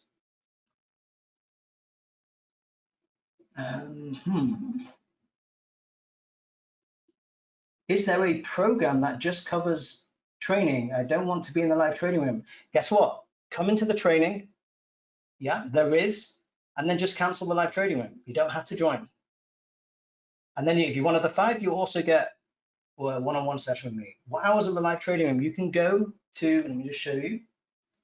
You go to the website over here, and it says live trading room on the front page. You can go and click here, and you can see that there's actually different subscriptions to it, but we have the times here. Okay, and you can see the subscription. You see that's the monthly fee. If you do it on a yearly basis, it's you get a 50% discount that renews every year. If you want to lock in a whole year and get it at half price, and you can have a quarterly, it's different. But now you're going to get a whole month for free, and there's people that we have that are actually paying that on a monthly basis. So yes, okay, what else? So I've answered that question. This session is recorded, I believe. Do you focus more on futures or individual stocks? I used to be an equity trader. I now primarily focus on the Forex market, and we do look at futures as well. We do look at individual stocks if you want. We've been following Tesla recently, and we've been following Bitcoin futures and gold, oil, and E-minis and NASDAQ futures. So we'll be following the market. We follow the big commodities. The trading room. So the trading room is an hour and a half, around about an hour a day. I don't want to keep people all day long. Again, you know, you can't focus all day long. You'll learn something valuable every single day if you come and join. Someone said no audio for 10 minutes. Okay, I don't want to go over time. We've got a couple more time for a couple more questions. And what I wanted to do is show you also the other trade from today. Let me just show you that quickly. And let's go back to the market. Here's a trade, also a trade from today. This was the Australian dollar. This is a base. There was an entry right at the US market open here on the base. You see the entry here, the stop below the base, or we could have put a wider stop. We said it's a pretty aggressive entry, but there's the move. Entry immediately up and up again until it hit the supply level on the 4-hour chart. So that was our entry. This is, you can go and watch the video of it straight away. If you join now, go and watch the recording, and you'll see around 8 a.m. Eastern time, go to the recording. We start half an hour before, so we prepare before the session opens. Go and watch that happening in real time, and go and see how I explain what was happening before it happened, okay? So you will learn the trade, not afterwards, before it happens. You can't trade when I say, well, you buy here and sell here after it's happened. You've got to understand how to make the decision before you see how the market plays out. So let's see, we've got a time for some more questions. Okay, one more question. Do we cover Forex? Yes, we do. Yes, we do. We primarily cover Forex. It's the best market for me at the moment because because of the time of day. I moved over from US equities. I do still look at equities more on a long-term scale, but from a trading from a portfolio perspective, but from a trading perspective, for generating daily income, and primarily looking at doing that through the Forex market. It's the most liquid market out there, and it's easy to get in and out. And bigger size, you don't have to worry about. In the equity market, you do. It's not so easy to get big size on. Yeah, there's ways of doing it. You can't reveal your hand in one. You can't just buy 100,000 shares in one shot. Yeah, you have to ease in and ease out of positions, usually in 100 share lots. So about a minute. So what I want to do is thank everyone for attending. I hope you got something valuable out of this. I want to thank Anna for putting this together. And you know, when I first started trading, we didn't have this. 15 years ago, there wasn't such a thing as these events. There's a lot of education out there. Pick what's right for you. Take the next step. Come and join me. It's an investment or a risk of $397 that could potentially change your life. Trading is not for everyone, but I believe if you've got a desire and you want to succeed, you've got to have the right tools to do that. So come, try it out, see if it's for you. If it is, you made the right decision. If you don't make a decision today, you will never know. Opportunities come in life and they go. Jump on this opportunity, take it now, see if it's for you, otherwise you'll never know. And you may continue going around, like I have many people come to me as a last resort after they've been everywhere else, and finally they become successful. They say to me, this is the last place I'm coming. They've been everywhere else and nothing worked for them because they were all strategy based as opposed to market based. Okay, Anna, thank you very much for having me. And I wish all of you, and for those of you watching the replay, enjoy it, learn these lessons. I've put hours and much like the other presenters, hours and hours and years into this to master this. Learn from the people that have mastered this. If you try and do it yourself, it will take you a very long time, okay? So thank you very much for attending. It's a YouTube channel if you want to join, and I look forward to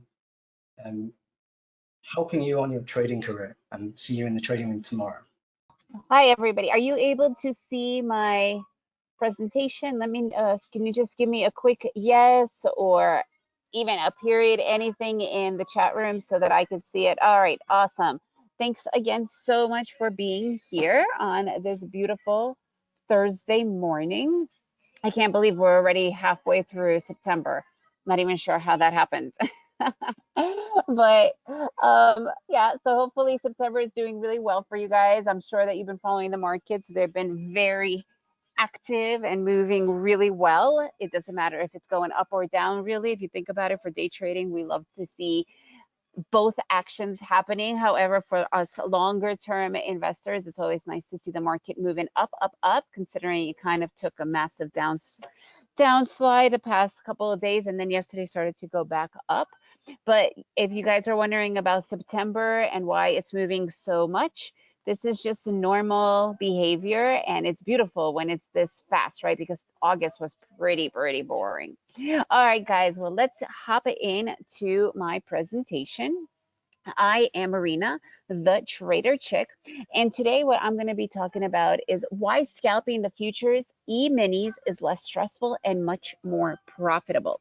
If you guys don't know what the E-minis are, I will go into it a little bit more so you guys could understand. But please let me know during the presentation. I love your questions. The only reason I'm truly here is to be able to help you, right? For you guys to learn something new. So the best way we learn is by asking questions. So I am completely here to help you with all of that. So again, I'm going to give you a quick hello. This is me, Marina, and that's one of my favorite little humans. That's one of my sons. I am the Trader Chick, and I do have a confession to make. I am a scalper.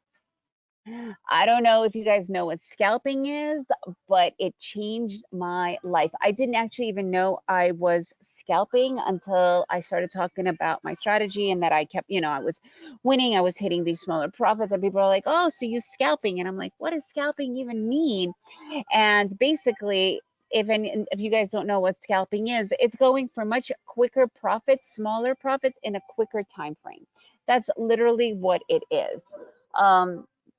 So yes, that's how I began scalping, and how I stumbled upon it all pretty much, I think unfortunately, the reality is that the majority of the great things that happen to us first happen through, oops, hang on a second here, first happen through loss or a really hard lesson. And that's kind of like the same thing that happened here, right? I literally ended up losing almost $3,842 in less than 5 minutes because I was chasing trades. I'm sure all you guys have known about chasing trades.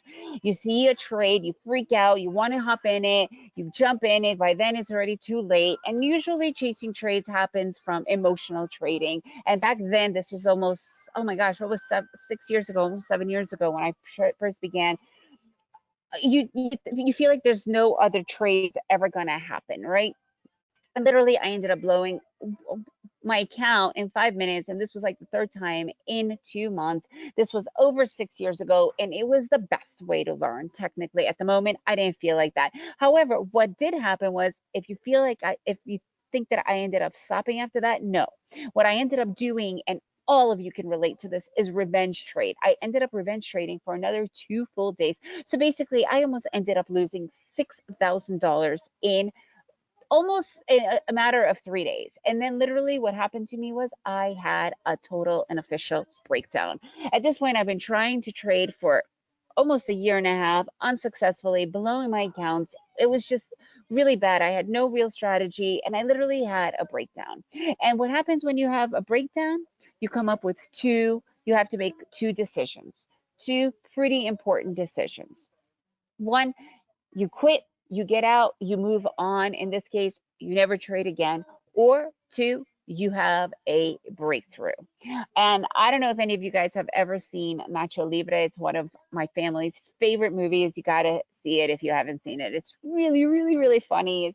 Anyways, there's this one part, Nacho Libre, who, this character he wants to be a luchador, which is the Mexican wrestlers. And he is just desperate to become, part of the lucha libre, which is the Mexican wrestler. And there's this one scene when he's standing in church, lighting a candle, and he's praying to God. He's like, God, why did you give me such a strong passion for being a luchador and made me such a lousy warrior? So I literally felt like that, just like him. I'm like, why did you give me this insane passion to learn how to day trade, yet made me such a lousy trader?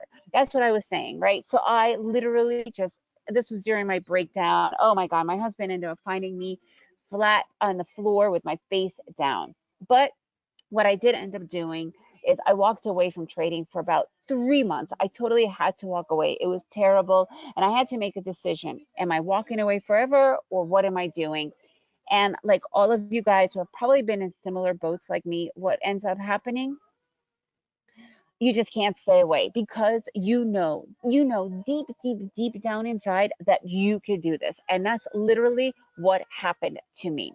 So basically, when I came back to the charts, I had over 10 indicators going on. I was using 3 different monitors and I stripped my charts. I went to one chart, I stripped my charts entirely of all indicators. I was just focusing on the bare naked price action. And after some time, I was just started to read it and truly understand and start to spot certain things. I didn't recognize that you cannot trade off of a naked chart. You do need like a grounding, right? What I like to compare it to is like archery, right? If you ever watch archers, they never just walk around aimlessly on a field and start throwing their arrows. They have a place to stand from. And traders, we need the same, not to stand from, but where to take our trades from. So that's when I ended up using 2 indicators, which I use to this day and are amazing. But one thing I did start to recognize is that the market, it has an actual language and it speaks to us.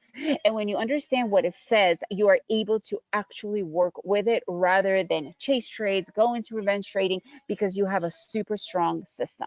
And I started to watch this and it was just the basics, understanding the language. And I ended up studying this for years and years. And I became fluent in the market language by listening to it and by reading it. So that's when I discovered scalping. Once I have truly understood the language, I started to watch different setups. And instead of going for the big, huge targets, which, you know, they look great on paper going for big targets. We know that. But when you have to go for big targets, several things go on. One, you have to put up a pretty big risk. And two, I personally cannot sit through a really long target. It really, really gives me stress. Gives me anxiety. I mean, it's really difficult.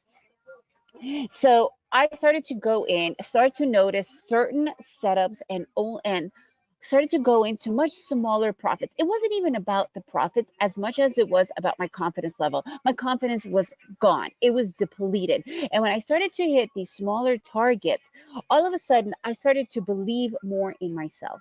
I was like, okay, you know what? I think I could do this. I can do this. And that's how it grew. I actually call that emotional capital because we all want to go for the big targets. We all pretend that it can be done. But if you don't have a system, if you aren't hitting those smaller targets where your confidence is being lifted and your trust in yourself and in your structure and in your strategy, it's never going to happen. So basically, I was going for smaller targets, which was giving me quicker profits and giving me that confidence. The majority of my trades were lasting between 3 to 15 minutes. Today, with the volatile market, especially after the pandemic, we're talking 1 to 3 minutes. So they've been just amazing. And personally, I just can't handle sitting through much longer trades. It's not something that I could physically do. So I just want to do a really quick intro and fun fact about who I am.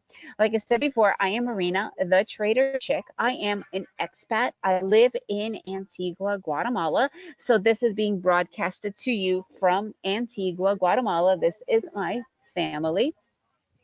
I am trilingual. I'm actually a refugee from the Soviet Union. I arrived to the US over 42 years ago. So I do speak Russian. That is my mother tongue. But because I grew up in the US, English is my main language, right? That's the language that I prefer to communicate and do everything with. And at this point, I've now been living in Central America for almost 20 years. So Spanish is my third fluent language that I learned.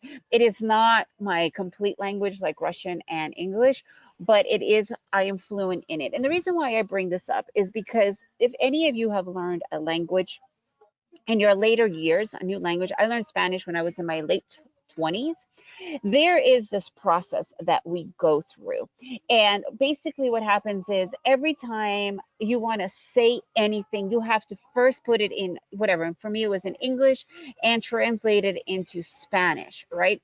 Then when they talked to me, I had to put it back in my head, translate each word. It was a really long, grueling process.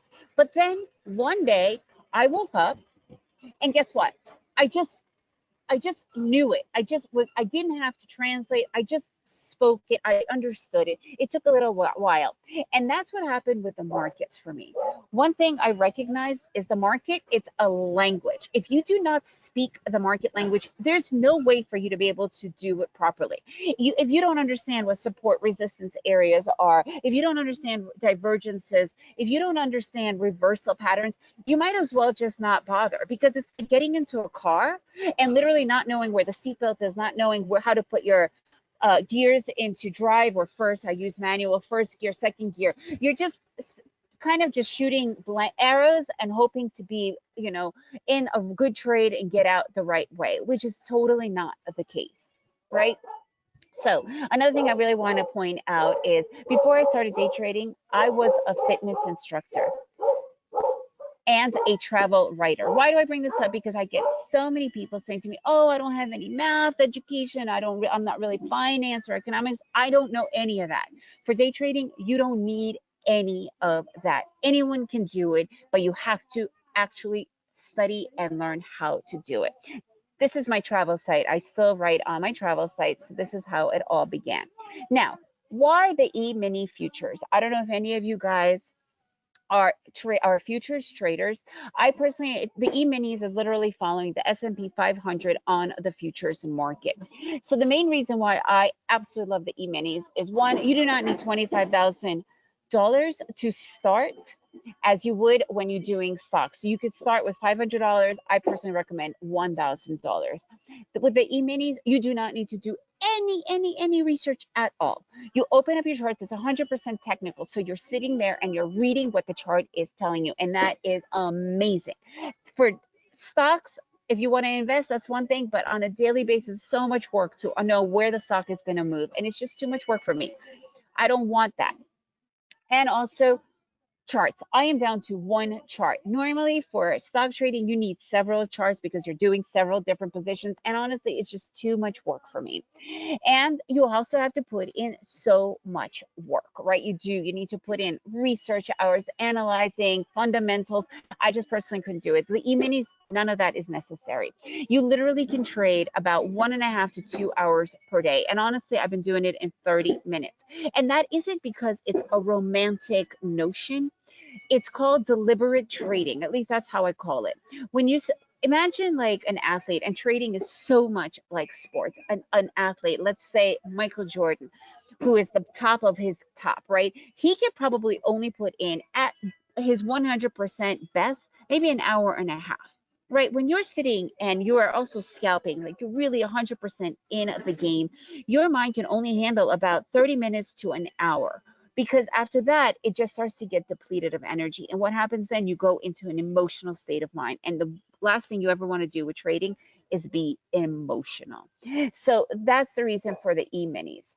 Now, what are the basics of trading? Before I get into the basics, I actually have a gift for you. I made a report, a PDF for you that is going to follow the exact same thing that I'm about to show you with my presentation. It's literally the cheat sheet that I use when I trade. And you could go here to Making of a Day Trader. It's completely free, no strings attached, but it's literally the cheat sheet that I use for all my trading, all the basics, what you're going to see, and we're going to go over right now. Oh, here, I have a question from Larry. I read somewhere that, yes, I only go for 1 point with the ES. So the risk is always 1 point. Scalping is usually 1 to 1. However, you can't look at that probability. You can't look at the 1 to 1. What you have to look at, what is that particular trade setup? And you have to have a specific trade setup. You can't just say, oh, that candlestick is long. No, you have to know exactly why you just entered. And that setup needs to be at least 80% wins.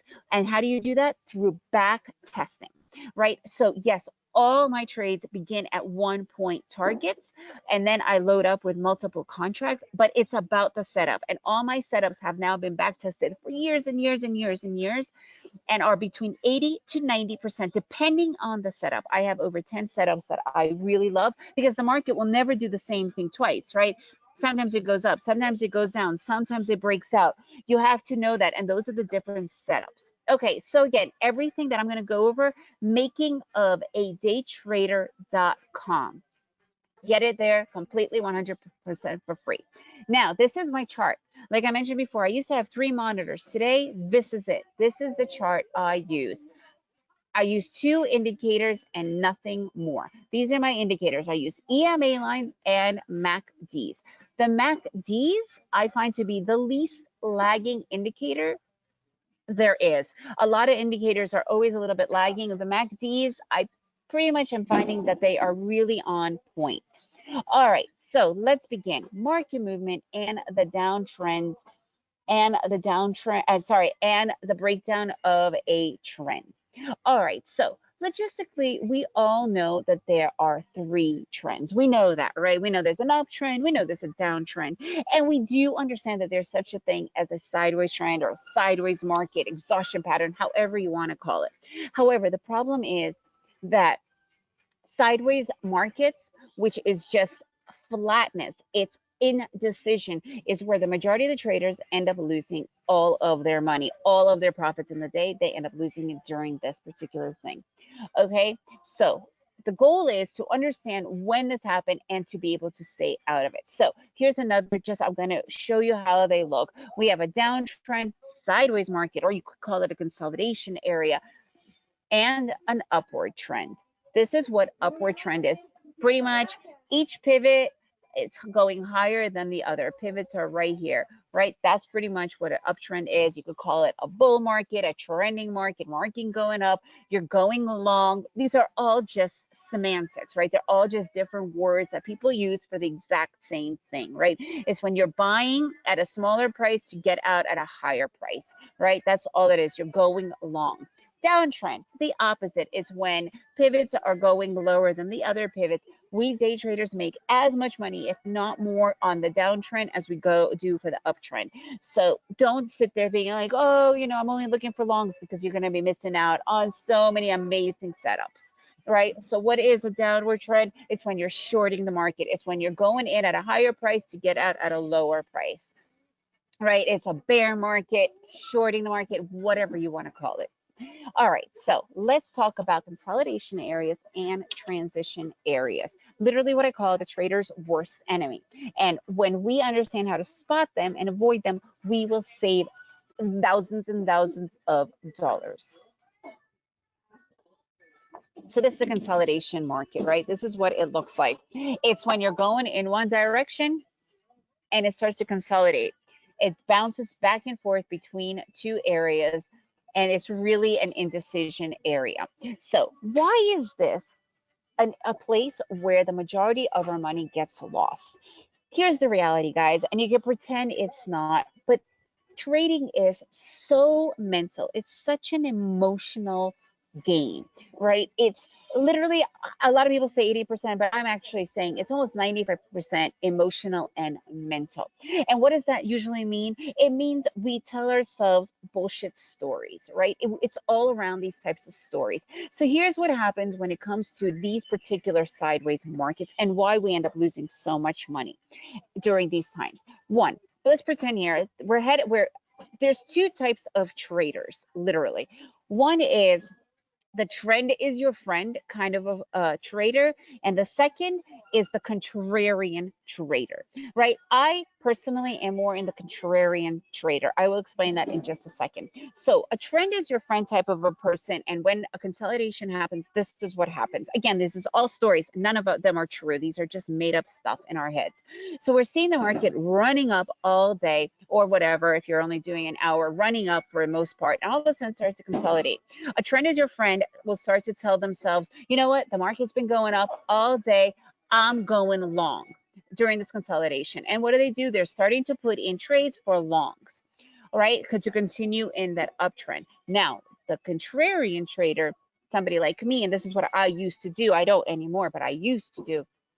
Oh, the market's been going up all day, it's got to correct, it's got to retrace, I'm going in for a short, right? Let me give you guys the deal here. Neither of those are true, because the market is going to do what the market is going to do. The only thing we as traders need to do is read and understand, you know what, this is a consolidation area. And guess what you're going to do during the consolidation area?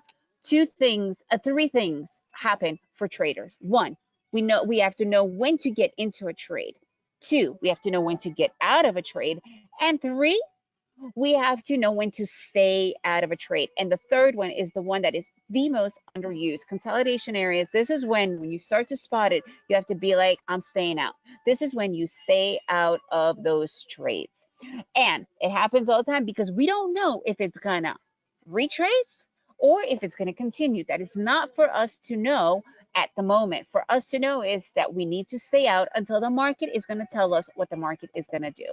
And this is a mini consolidation, but again, in the live market, it's right there. We don't know how long it's going to continue. Now, how do we spot these areas? How do we know when they're about to happen? Here's the thing, guys. Market respects areas. It loves areas. And we, as the individual retail trader, have to respect what the market respects. And what are those areas? Support and resistance areas. I pretty much call them the seatbelts of trading, because if you do not have your seatbelt and if you do not know where your resistance and support area is, guess what? You are gonna crash. If you guys do not have your support and resistance areas drawn in, just walk away. Don't even bother anymore, because what happens a lot of time is you get into these areas without recognizing them, without having them drawn in, and you start to lose. You need to know what these areas are. Hang on. Oh. There we go. Support and resistance areas. It's where the market hits over and over again. So what is a resistance area? It's literally the ceiling of the market. It's where you have a certain a trend or a channel going up and it's hitting that ceiling over and over and over again. And if you have a significant resistance area, the last thing you want to do is go into that resistance area until it has broken it or changed direction. In this case, like this, change direction entirely. Resistance areas, this is what it is. And the market revisits these areas over and over again. So you need to be prepared. You need to have them drawn in. You need to know when they are happening. Resistance areas, okay? Support area, it's literally the opposite. It's the floor of the trend. It's where the market will hit that floor over and over again, and it respects that area over and over again. Okay, this is what a support area looks like. It could either change direction entirely, or it could simply stop the trend and then eventually break through. We don't know, but all we do know is until the support area either changes direction or breaks through, we cannot be entering because we will be stopped out. Okay, this is what the resistance support areas look like. This is a very narrow channel. In these two areas, I would be looking to see where it would break. Will it break down or will it break up? Meanwhile, I don't enter these particular areas at all.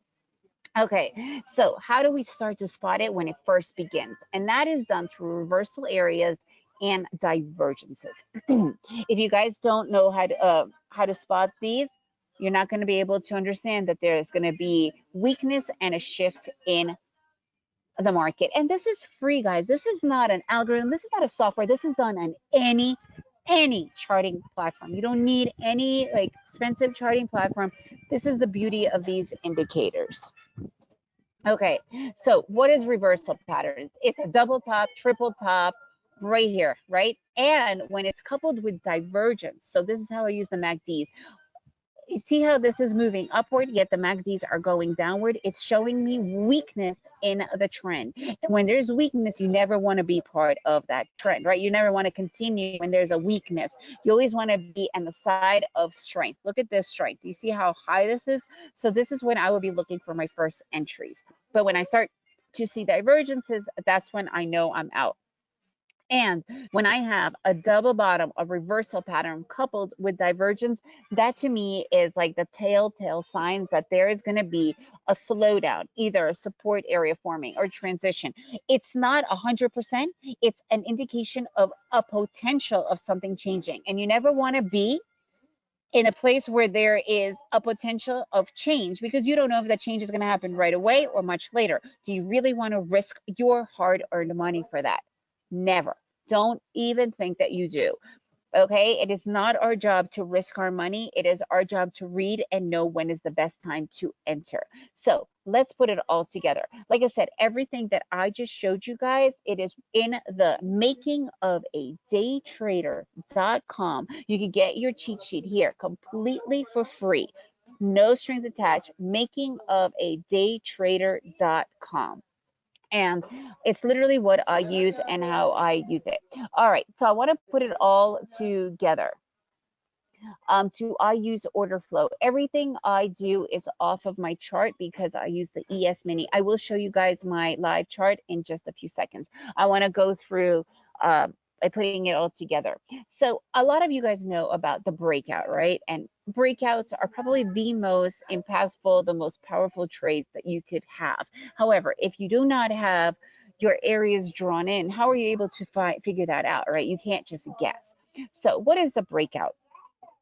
First of all, you need to be drawing in your resistance area or support. You could have it on either side. Remember, nothing is only going up. It could be done either up or down. So I'm going to tell you guys what a breakout is in the most layman terms. Okay, ready? Here's the deal. Imagine you're getting into your car and you're going to go and visit your friend that lives north of you.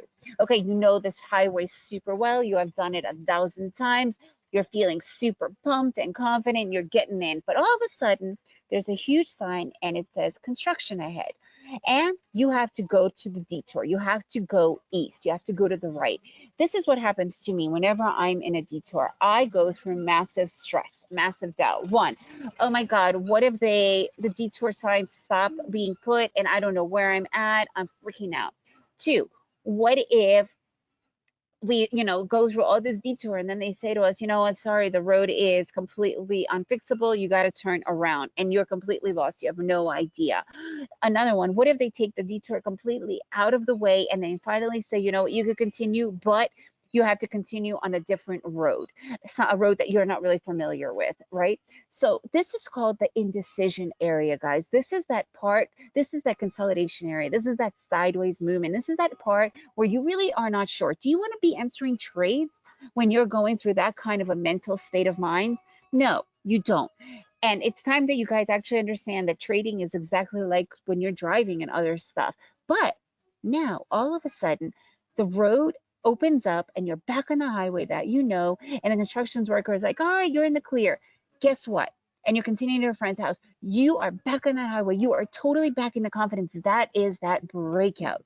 That's why breakouts are such powerful trades, because they're in your zone and your renewed energy. But if you don't have your areas drawn in, you'll never, ever know where you're going and what you're doing.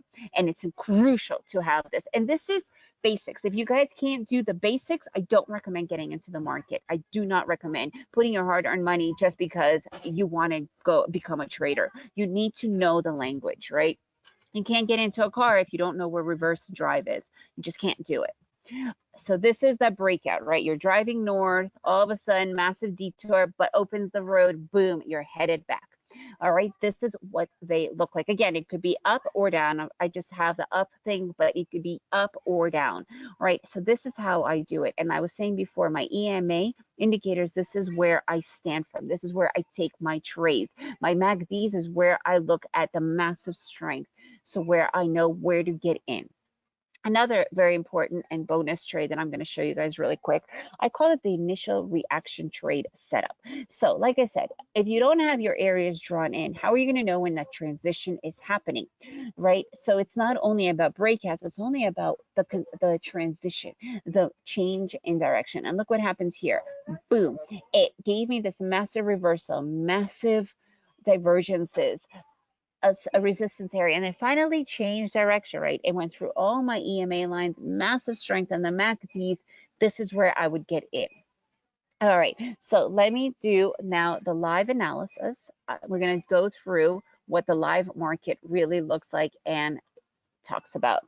Can you guys just give me a really quick heads up if you are able to see my charts?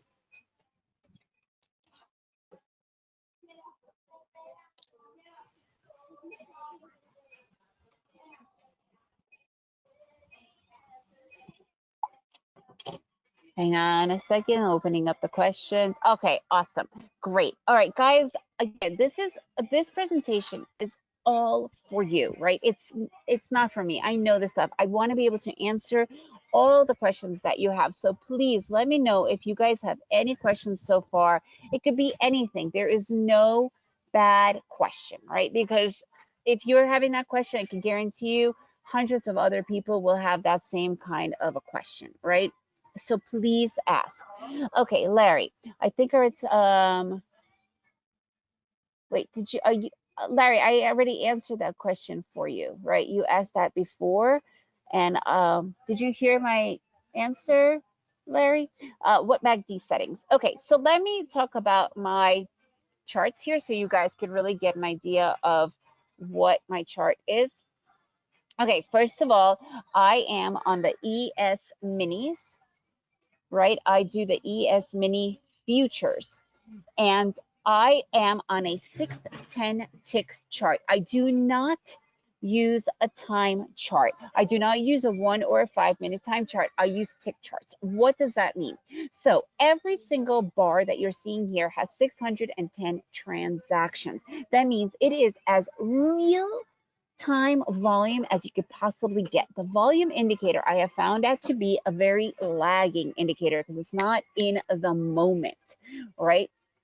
So right here, you can see, look at how beautiful it is, the volatility that is moving right now, right? It's beautiful, it's moving, it's awesome. This is showing me each bar has 610 transactions. It's not the amount of contracts, it's the amount of people that are either buying or selling in that particular moment. So this is what a 610 tick chart is. If you're sitting in front of a 5-minute chart and you have your lagging volume, you're not going to know exactly all the movement in real time. So that's why I personally enjoy the tick chart. Okay, so I use 3 EMA lines. Here we go. All right, are you able to see me open up my indicators?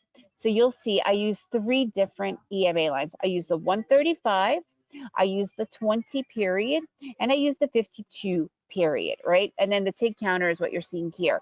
So here is my MACDs. Now, the MACDs, when you actually set them up at first, it comes with 3 different plots. It has the average, the difference, and the actual MACD. I do not like noise. I like my charts to be simple and beautiful. I have taken the average and the difference and made them into transparent, so I don't see them anymore. So the only ones I'm looking at is my MACDs, and it's just the regular parameters, universal. Fast is 12, slow is 26, and smooth is 9. Okay, so those are my MACDs. Okay, Brian, the link is makingofadaytrader.com. Okay, Brian, makingofadaytrader.com. Is that a triple bottom? Yes. So hang on, Larry. Oh, okay, Larry, I'll explain that to you once again, the other question. So right here, this is a great thing that we're looking at, right? In the live market, remember everything, we're seeing this now, but in the live market, we want to be on top of everything. So the market's been heading down, massive strength, right? And all of a sudden, we have a double bottom, right? And on top of that, look at this massive divergence, massive. What is that telling me? I'm staying out. It's telling me that there's massive weakness. There could be a massive potential of change. And okay, wait, it didn't. It continued. Oh, but hang on. Now I'm seeing a triple bottom formed. It is the beginning of a support area. And oops, what did I just press? And the divergence is continuing, right? We're moving straight here, but the divergence is continuing. This is giving me, it's telling me there's massive change happening here, right? Look at that. Look at that. And boom, now I'm around 0 of my MACDs, 0 line, which is total weakness in the market. And look at this. It totally changed direction. And it's been flying up. Just because it's been flying down for the most part of the day, right, does not mean it's going to continue. Like I said, it could be whatever it's going to do. And in this case, it flew straight up, right? And this is that beautiful setup. Now I would be looking for longs in the beginning because I like to see it all in the beginning, right? All right, hang on a second here. Time frame, Bob, I just specifically said I do not use a time frame. I use a tick chart. Tick charts, they are not time frames. You could either do tick charts or you could do time frames. You can't do both. So a tick chart is what is happening in the very moment. If I'm sitting in a 1-minute chart, I don't see what's happening in that very moment. With a tick chart, it's not about how long it is, it's what is happening for real, because the goal is about volatility, right? If there's no volatility, do we really want to be in that market? No. So here, the volatility is beautiful. And these are my ticks. It's telling me how much transactions are happening in the moment. Okay. So Larry, let me go back to your question there. All right, so what I was saying that I do everything 1-to-1. I go in for 1 point and my risk is always 1 point. That's what scalping is. However, it's very important to not focus on the 1-to-1 ratio as much as your trade setups. How often do they work out? What is their winning ratio, right? And you want to be on the side of 80% of that particular trade setup. It's not about 1-to-1. It's about what the trade setup that you are looking at. Okay. Let me know if you got, okay, here we go. How long does the average actual, oh, you can never answer the divergence. It's like asking, how long is the river gonna be roaring, or how many waves is the ocean gonna give you? It's impossible to respond to that. The market is like a river or the ocean, right? It's gonna do what it's gonna do. You just have to follow it. So here's another perfect example of what's happening right now. Look at that. In the live market, what am I seeing? I'm starting to see a triple top. First it began with a double top. It's not really doing much there, but I don't like double tops. And now we have a triple top with divergence.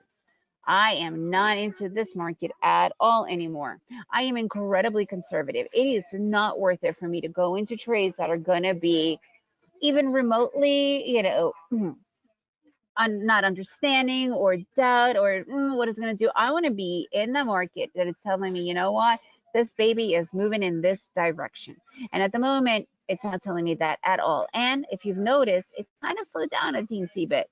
Now, the only way I would be looking for a long here is if it's going to show me strength and break through my divergence to give me that strength to show me that it's actually working, right?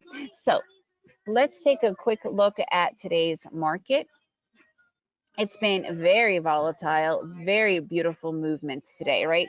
So it hit an area that we actually had yesterday. Do you see the importance of setting those resistance areas? If you didn't know that it hit that area yesterday, or it could have been several hours ago, how are you going to realize when it hit it again? And the explanation, the market visits areas over and over and over again. Okay. And look at that. It continued. Boom. What am I having right here? I am having a breakout. I would be totally looking for my breakout trades in this particular market, right?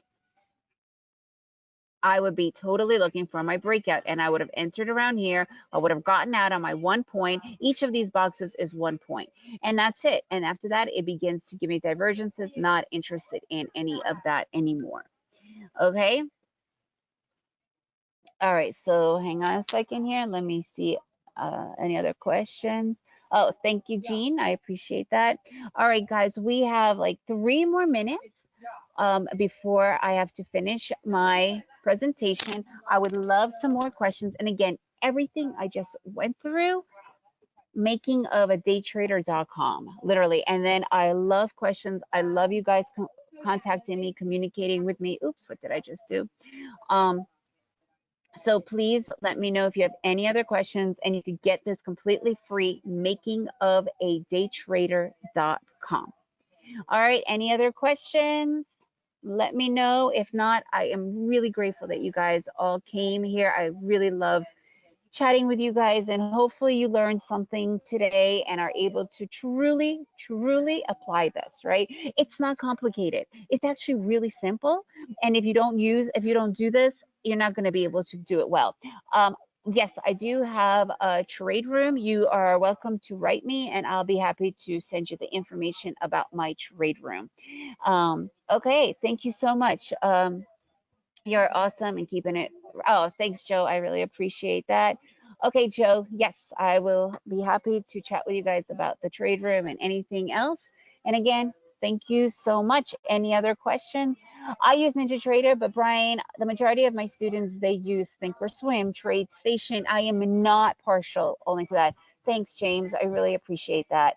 So you could use any, and I don't have any indicators that are not free with a good charting software, right? You have to have a good charting software. You can't say that you're a NASCAR driver and not have a car, right? We traders need to have good software. I don't, that you could pick on your own, whatever feels best for you. Okay. All right, guys. And Anna, again, I really appreciate you inviting me for this awesome expo. And thank you, everybody. Enjoy the rest of your week.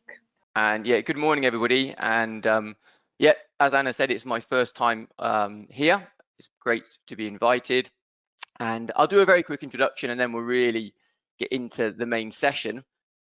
So the topic of today's session is how to become a bulletproof trader, and we'll talk more about what that actually means as we go through this session. But just a little bit of a background for those of you who probably don't know me. My name's Steve Ward, and I've been working as a trader, performance and psychology coach since 2005, so over 15 years now. And my clients are predominantly hedge fund traders, traders at investment banks, commodity trading houses, prop trading firms, energy companies and utilities, so institutional professional traders all over the globe. And they range from traders who are quite early on in their careers to some traders who are 25, 30 years in and still trying to master the craft of trading. So my role when I'm working with my clients is essentially they've got a strategy, they've got a process, a way of doing things. And what I try and help them to do is to optimize their risk taking and decision making so they can maximize their returns from the markets. And also part of that involves dealing with the highs and obviously the lows that come with trading. So losing runs and drawdown, changes in market dynamics and so on. And what I want to kind of focus on today really in what's a relatively short slot is the idea of becoming bulletproof, which is basically about having some mental, emotional and physical skills that enable us to be more disciplined, to trade with more confidence and focus, and to basically, the simplest way to think about it is to narrow the gap between the returns from the market that you're actually getting and the ones that you could potentially be getting. So it's really ultimately about closing this gap. You know, there's, for all of us, and this is true even for the very best traders I work with, there is this gap between the returns they're actually getting from their strategy and what might be possible. And what's interesting is, you know, where's that gap coming from? What's happening in there? And essentially, and you can think about this for yourself as we're talking, is there's a number of factors that can be happening here. So, you know, if we hold on to our losses too long, that's going to increase the gap. If we get out of our winning trades too early, that's going to increase the gap. If we are overwhelmed by fear or anxiety or by stresses, that can affect our behavior and that can widen the gap. If we don't take our best trading setups, again, that's going to increase the gap.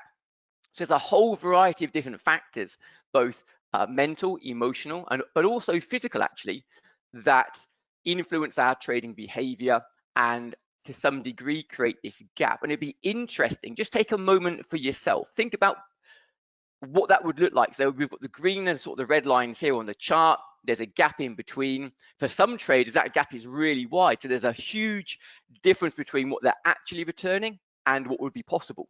And for other traders, it's quite narrow. And it can also vary from time to time. But just have a little think for yourself. What would your gap be like? What percentage of what is possible from your strategy do you think you're actually returning? And then think about, for you and for the gap, what are some of the behaviors that are possibly getting in the way for you?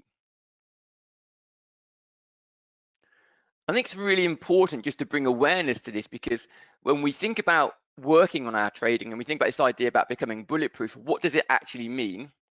I've tried to put it together into a relatively simple framework so we can think about this. And at the core, in the center really of trading performance is the execution of the trading process. So you all have some kind of strategy, you will have a way of doing things. And you know, really the process is about the steps that you take that enable you to increase your chances of success in the markets. And the first part really for traders to really develop and work on is to build that process. And this is really what I would call the craft of trading. This is about the skills, it's about knowledge, and it's about strategy. And then it comes down to the execution of the process. So actually taking those steps and doing what needs to be done in real time. And the challenge obviously in trading is that when we are entering and we're executing our decisions and taking risk in the markets, we're doing so under conditions of uncertainty and with a level of uncontrollability and novelty. So for all those of you who are trading already and trading live, you'll know that there are many times when we have this experience where we know what to do, but for whatever reason, we don't always do what we know we should be doing. And so it's interesting what's happening there, that conceptually, the idea even of, the very basic level of just running profits and cutting losses makes sense to everybody. Yet the real-time data and observation shows that people aren't consistent with doing that. So we know it, but we don't do it. And what's happening there is really the other two parts of the equation, which is the role of our psychology, what's going on in the mind, essentially cognition and emotion, so thinking and feeling, but also, interestingly, what's going on in the body, so our levels of stress and our levels of fatigue. And as you're executing your process from moment to moment, it's not just about the craft, it's also about the role that the mind and the body are playing. And in decision making and in risk taking, the mind and the body play a significant part in that. And so when we look at trying to develop our trade and become the best trader we can be to trade at our best, it's not enough just to think about the process. We have to also be thinking about the psychology and also the physiology. So it's kind of three parts. So again, just take a moment for yourself and just be thinking, how much time are you spending training the process or developing your strategy and your trading skills and your knowledge? And then how much time are you spending training your psychology, training the mind? And then how much time are you spending training the physiology, so kind of looking after or thinking about or working on what's going on in the body? And what I see in the best traders that I'm working with, and it's fortunate, it's thousands of traders over 15 years all over the world, some of the world's top trading talent, is they are very mindful that you need to train all three. And so what I want to do today is really give you some insights, some knowledge, and a few practices and actions that you can take around training these three different component pieces. In a way, again, we're just trying to fortify ourselves so that we are more robust when we're executing our trading strategies.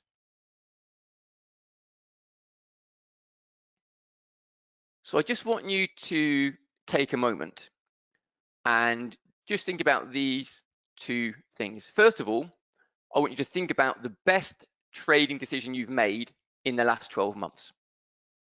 So just take a moment and just see what comes to mind, the best trading decision you've made in the last 12 months. And then do the same thing, but for the worst decision you've made.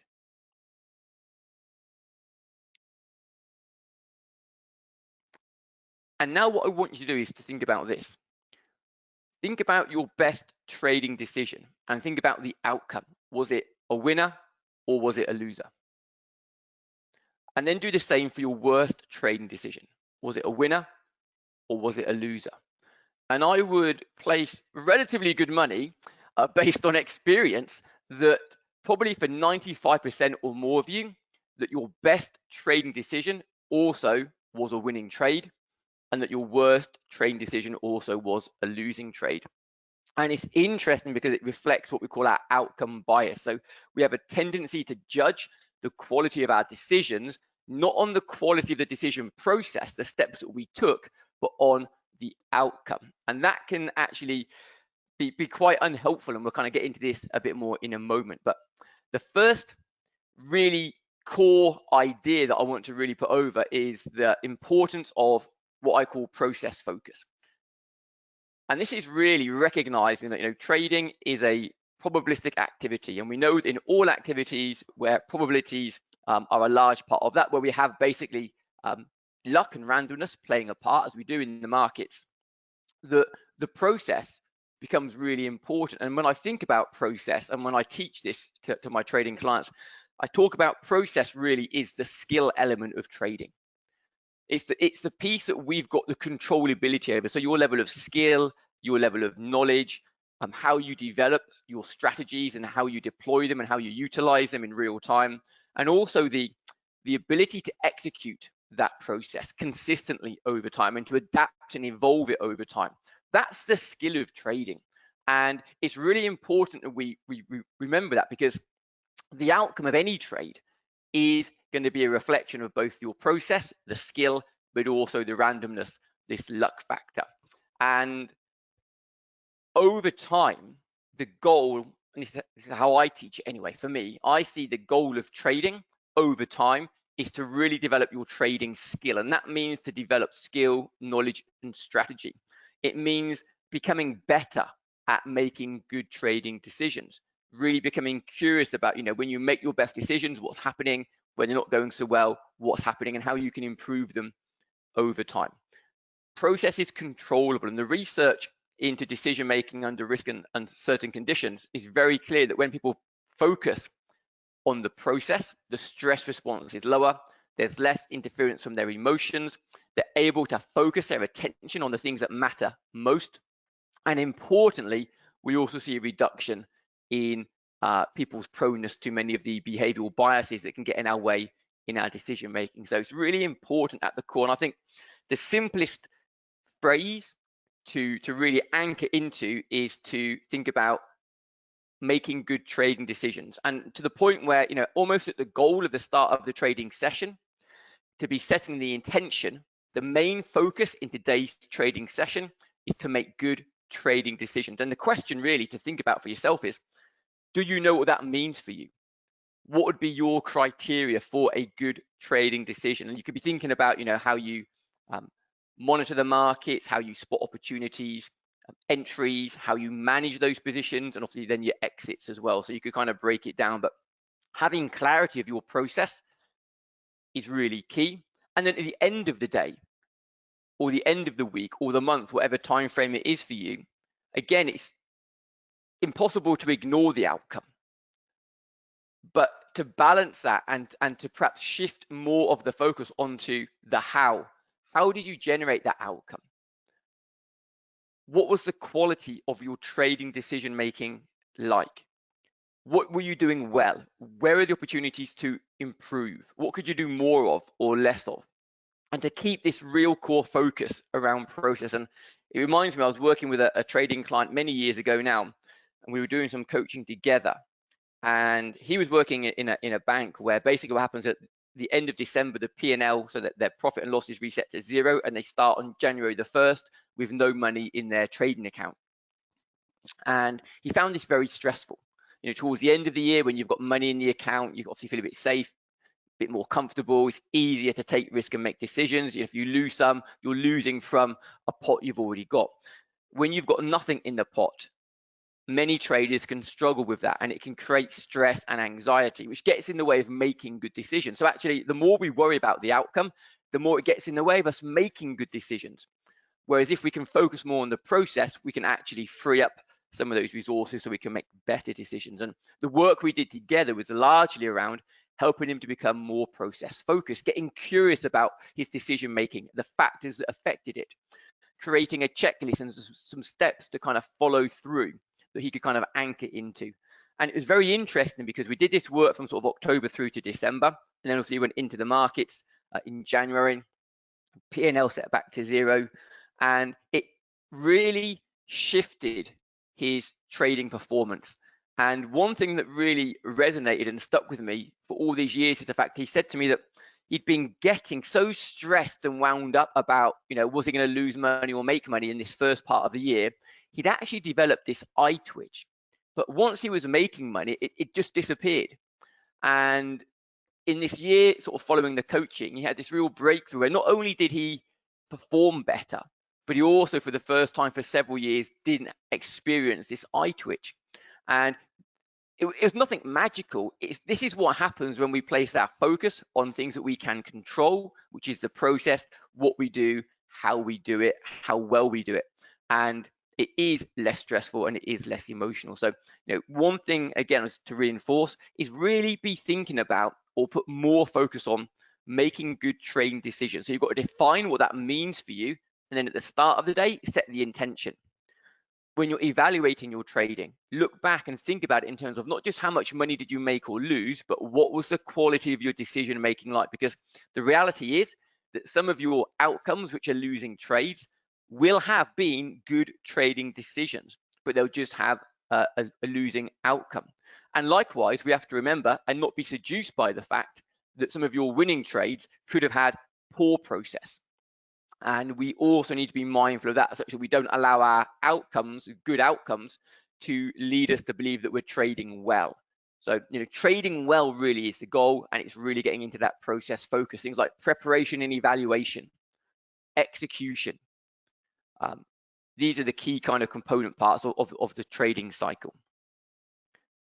So the goal is that we make good trading decisions, that we focus on the process. That's the core of our model. And that's the piece you need to really build first. But then we're in real time in the markets. And we all know that it's not always easy to follow that process. We know, but we don't always do. So just have a little think about this for a moment. Here's two situations, and I want you to make a choice of one or two. Situation one is this, that for the rest of your trading career, so from this point going forward, you're only able to take the trading actions that are required for you to be successful if you're in the right mood, if you're energized, if trading is going well, if you're making money or feeling confident or positive. And option two is that for the rest of your trading career going forward, you're able to take those specific actions that maximize your chances of success, and you're able to do that whether you're highly motivated or not, or whether you're in the mood or not, or whether you feel good or bad, or whether you're making money or losing, whether you're relaxed, fearful, calm, anxious, energetic, tired, confident or not. Two very different situations. Just think about which one you would choose given the choice. And think about the impact of what happens if you make that choice. And this for me is a really key important part of trading psychology, is when you are taking a risk and there are consequences, and we're under conditions of uncertainty and uncontrollability and novelty, and there might be short time frames to make the decision, and there's often incomplete information. It's not always going to be easy. Challenging thoughts may show up, difficult emotions, fear, stress, worry, anxiety, doubts in our mind may show up. We may experience sensations in the body which are uncomfortable.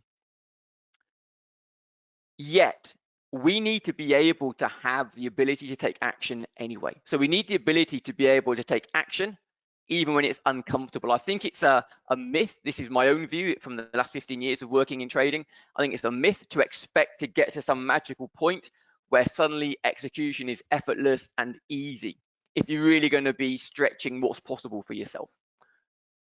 Some of the very best traders I've spoken to, and I'm working with a hedge fund trader at the moment who's very successful, and we've been talking a lot about discomfort and the ability to be able to execute when it's uncomfortable, not just when it's easy. And he actually said to me, and he showed me an article which he'd had written about him many years ago, where the headline was basically about the fact that the best trades are often the most uncomfortable ones. And what we have to realize is that when it's uncomfortable, maybe some fear shows up, or we're stressed or anxious, or we've got a doubt or a worry, if we try to avoid those, then often traders are taking behavior which is anti to what they need to be doing to actually maximize their returns. For example, if you are in a losing trade and losing is painful, and you try to avoid that pain, then in the short term, we are more likely to stay in that losing trade. But that increases the chance of that trade becoming a bigger loss over time. If we're in a winning trade and maybe the market slows down, momentum dies off a little bit, maybe it starts to range, or maybe even starts to pull back a little bit, and we get a bit spooked, are we going to lose what we've made already? And again, we can react to that. We don't want to experience losing what we had. It's going to be painful. We've just had a losing trade. A good trade sets up, but we're worried now about, will it be another losing trade? So we don't take the trade to avoid the potential future loss. But now we've also missed out on a good opportunity. So I want to really kind of get this idea that psychologically, one of the big pieces we've got to really work on is, can we execute even when it's uncomfortable? This is for me what discipline is, and it's also I refer to it as poise, the ability to perform in the presence of discomfort. And this for me is one of the trading X factors, which I see in the very best traders. And there's 3 skills, and I want to talk to you very quickly about these that you can develop and practice that will help you to be able to execute more effectively. The first of these is awareness. And what do I mean by that? Just take a moment now, and if you're sitting down, just get a sense of your feet on the floor. Just see if you can feel the contact between the feet and the floor. And then just maybe have a look around the room and just pick out 5 things that you can see in the room that you're in.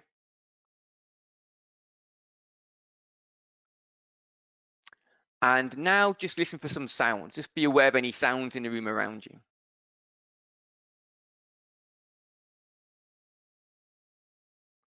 And now just take a moment and just become aware of your breathing, just noticing the rhythm, the sensations in the body of breathing. And then maybe just bring awareness to what you're thinking right now, just noticing your thoughts. And then maybe just checking in with how you're feeling right now. And what I want you to do is just to recognize that while you were doing each of those activities, there was a part of you that was doing. So there was a part of you that was doing the thinking. There was a part of you that was doing the breathing. There was a part of you that was looking around to see what you can see. And there was another part of you that was noticing the part of you that was doing the doing. This is what we call the observer self. And there's a great quote, I think it's in Market Wizards, Tom Basso, the hedge fund manager, talks about this. When he's trading really well, it's like there's a Tom Basso in the corner of the room watching the Tom Basso at the trading screen. And this is a technique I utilize with lots of my trading clients, is to get this idea around being the observer self, noticing. So we're not trying to be out of body or detached, but we're just noticing what's happening as it's happening. So we bring this awareness to what we're feeling, and an awareness to what we're thinking, and an awareness to the sensations, but we're not in them. We're observing and noticing. And from that position, it changes our experience and it changes our ability to be able to execute. When we are, think about it as a river. If we are in the river, we go with the flow of the river. So we're kind of reactive. Once we start to observe what's happening, then we are basically almost like in a helicopter above the river. So we can see what's going on in the river, but we're experiencing it in a very different way. And I think this skill, and this is where things like mindfulness and meditation become very useful practices, because they can help us to develop this noticing capacity, the ability to be aware in real time. Trading discipline requires you to be able to notice what's happening while it's happening.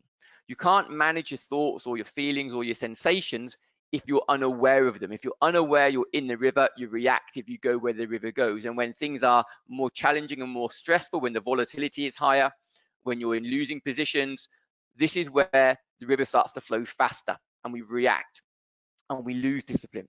And we want to be able to get this kind of equanimity where we can, the best way I've heard this phrase is George Mumford, who's a mindfulness expert in the US, does a lot of work in basketball, talks about being in the eye of the hurricane, in the calm center. And that's a great place to be trading from, to be observing the markets from the calm center. The hurricane could be quiet, it could be really whipping around, but we're observing it and we're making decisions from the calm center. So that's the first skill, is building the awareness. And I say, things like mindfulness, meditation are my kind of go-tos for developing that skill. Cognition. Here are some thoughts, that I've heard from traders just in the last few days. I had a trader say to me, we're talking about a trade that turned into a big losing trade. And he said to me, I needed that trade to win. In his mind was the thought, I need this trade to win. I had another trader who's having a really tough time at the moment who said to me, Steve, it's impossible to make money in these markets. I had a trader who dived into a trade too early, with FOMO, basically fear of missing out. And in his mind was, I can't afford to miss this opportunity.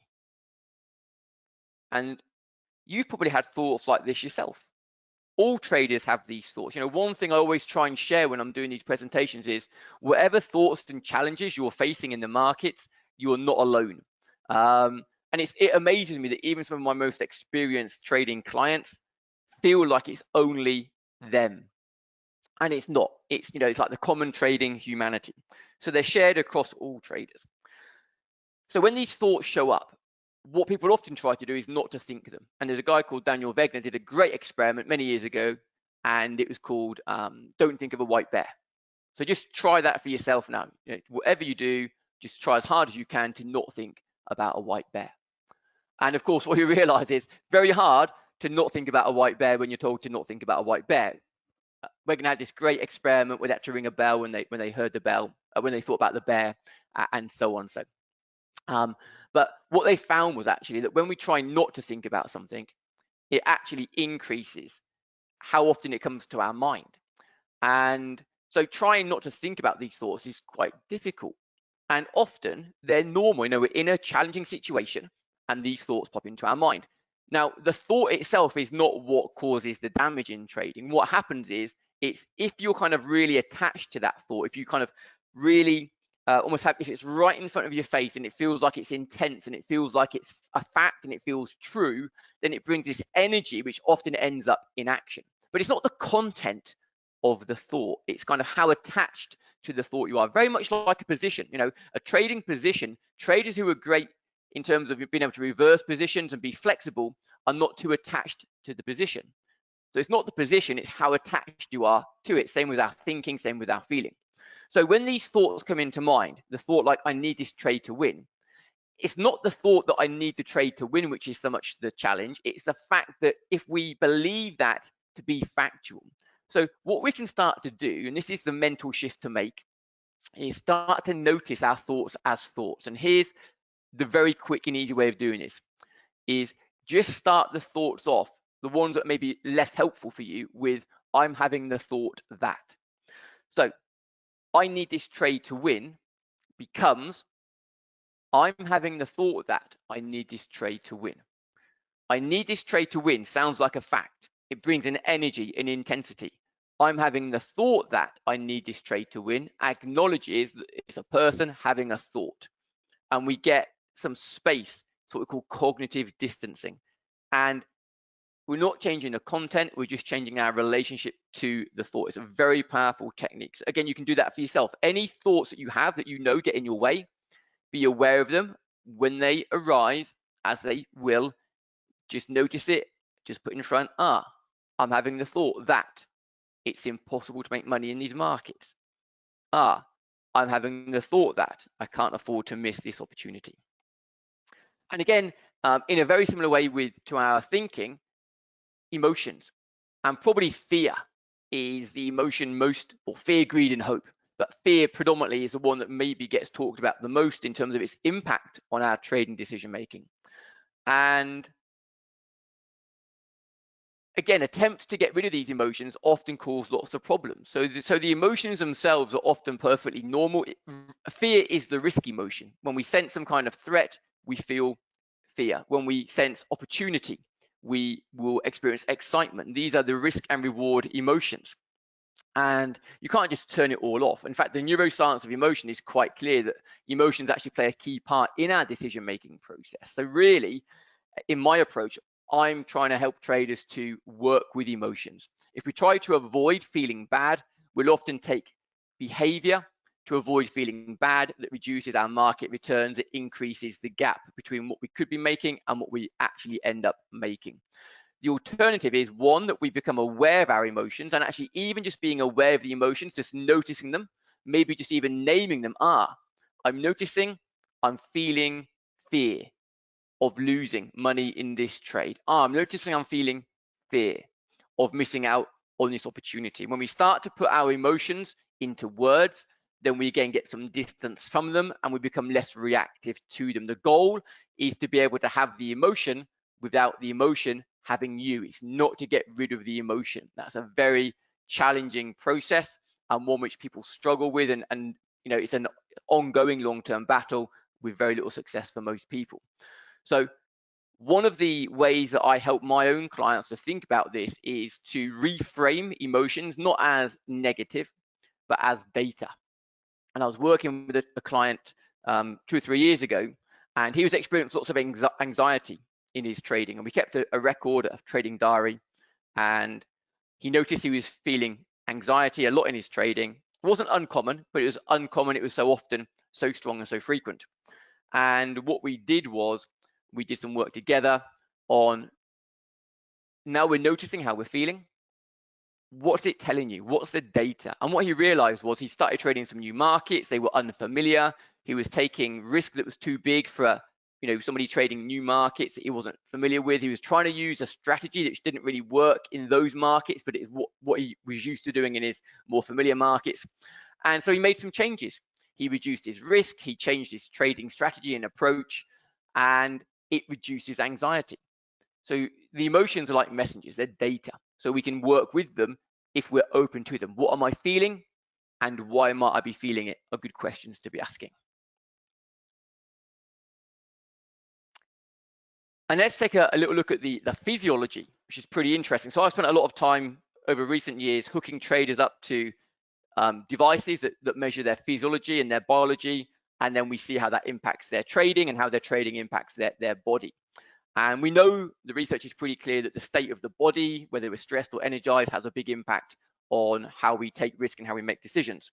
And what you can see on the screen here, this is two different traders, trader A, trader B, and the red bars are stress, the green bars are recovery, the body switching off and kind of restoring, and then blue bars are physical activity. And we can see at the right-hand side of the screens, there's some sort of data around stress recovery, sleep, and so on. And we see that obviously trader B has, sleeping well, is getting good recovery. There's some stress during the trading day, perfectly normal. There's some physical activity. That's a good kind of balanced trading profile. And in contrast, trader A, not sleeping very long at all. If you notice, even for the first part of the sleep period, there's still stress going on during that period. Doesn't really start to get into good quality sleep, green bars until about 2 o'clock. And the day is very long and very stressful. And the question I always say to people is, if you looked at those two charts, let's imagine their skill level was equal. So their process is equal, the returns potential is equal. But this is the profile of these two traders' physiologies. Who would you let have your money to trade? Would you give it to the person that was rested, exercising well and healthy, or to a person that's sleep deprived, highly stressed, got a poor stress recovery balance, and so on? And I'm sure most of us, if it was our money and we were making that choice right now, we'd probably go, do you know what? We'd probably go for trader B. And we'd be right to do that because he would be the person, or she would be the person most likely to make the best decisions and to follow the process and be disciplined. So when we look at becoming bulletproof, we want to have the process. That's the focus. We need to have the psychology. We need the mindset to go with that. And there's multiple layers. We've touched on the sort of 3 of the core mental skills that can be useful. And we also need to be thinking about the role of what's going on in the body. How much stress am I under? Stress from trading can come from, I'm in a big losing trade right now, or I'm in a period of drawdown. It can come from increased market volatility. It might come from a change in market conditions and the need to adapt or change a trading approach. It can also come from life, and it can, of course, come from both. And we need to be mindful of that when we're sitting down in front of the screens, or we're about to sit down. We need to be aware of the state that we're in the body. And sometimes, we might not be in the most effective state to actually put our money at risk in the market. So even just having a little 1 to 10 scale for stress, a 1 to 10 scale for energy, maybe a 1 to 10 scale for mood, 3 little simple measures that you can just check just to keep a track on your physiological state. Fatigue can be mental. When you're making decisions and we're doing cognitive tasks, we're burning up fuel in the brain. So, if you've got a long, hard working day and then you come home and you want to trade the markets maybe in the evening, you have to recognize that you might be quite depleted in terms of your mental resources. And what it means is then it becomes hard to be disciplined and focused, because discipline requires the brain to hold you back from doing something that you want to do. So you need that ability, you need the energy to kind of inhibit, to resist and hold back. But if you're tired and fatigued, it's just not there. So, the state of our mental exhaustion and physical exhaustion can all play a part in how well our trading brain can operate, process information, and whether we're disciplined or not. And stress and fatigue are kind of working together, because as your stress levels go up, it's a high energy response and we tend to fatigue more quickly. So being aware of that is really key. And again, this is a lot of work I've done with my own clients recently. It's become a big part for many of them about looking at the overall picture around their trading performance, and what we can do, obviously, by focusing on sleeping well and eating well and getting good recovery and being physically active, we can actually start to build up some physiological strength and resiliency to the stress response and to the demands of trading the market. We can also do that through things like meditation, and I use a lot of breathing strategies with my own clients. So we do a lot of different breath work approaches. Again, and the goal is we're trying to build this physiological strength so that when traders are exposed to stress from the market, it has less impact. So again, there's lots of things that you can be doing very practically around that. So just be thinking about, physiological state, stress, energy, and then perhaps mood is another nice one to layer in there.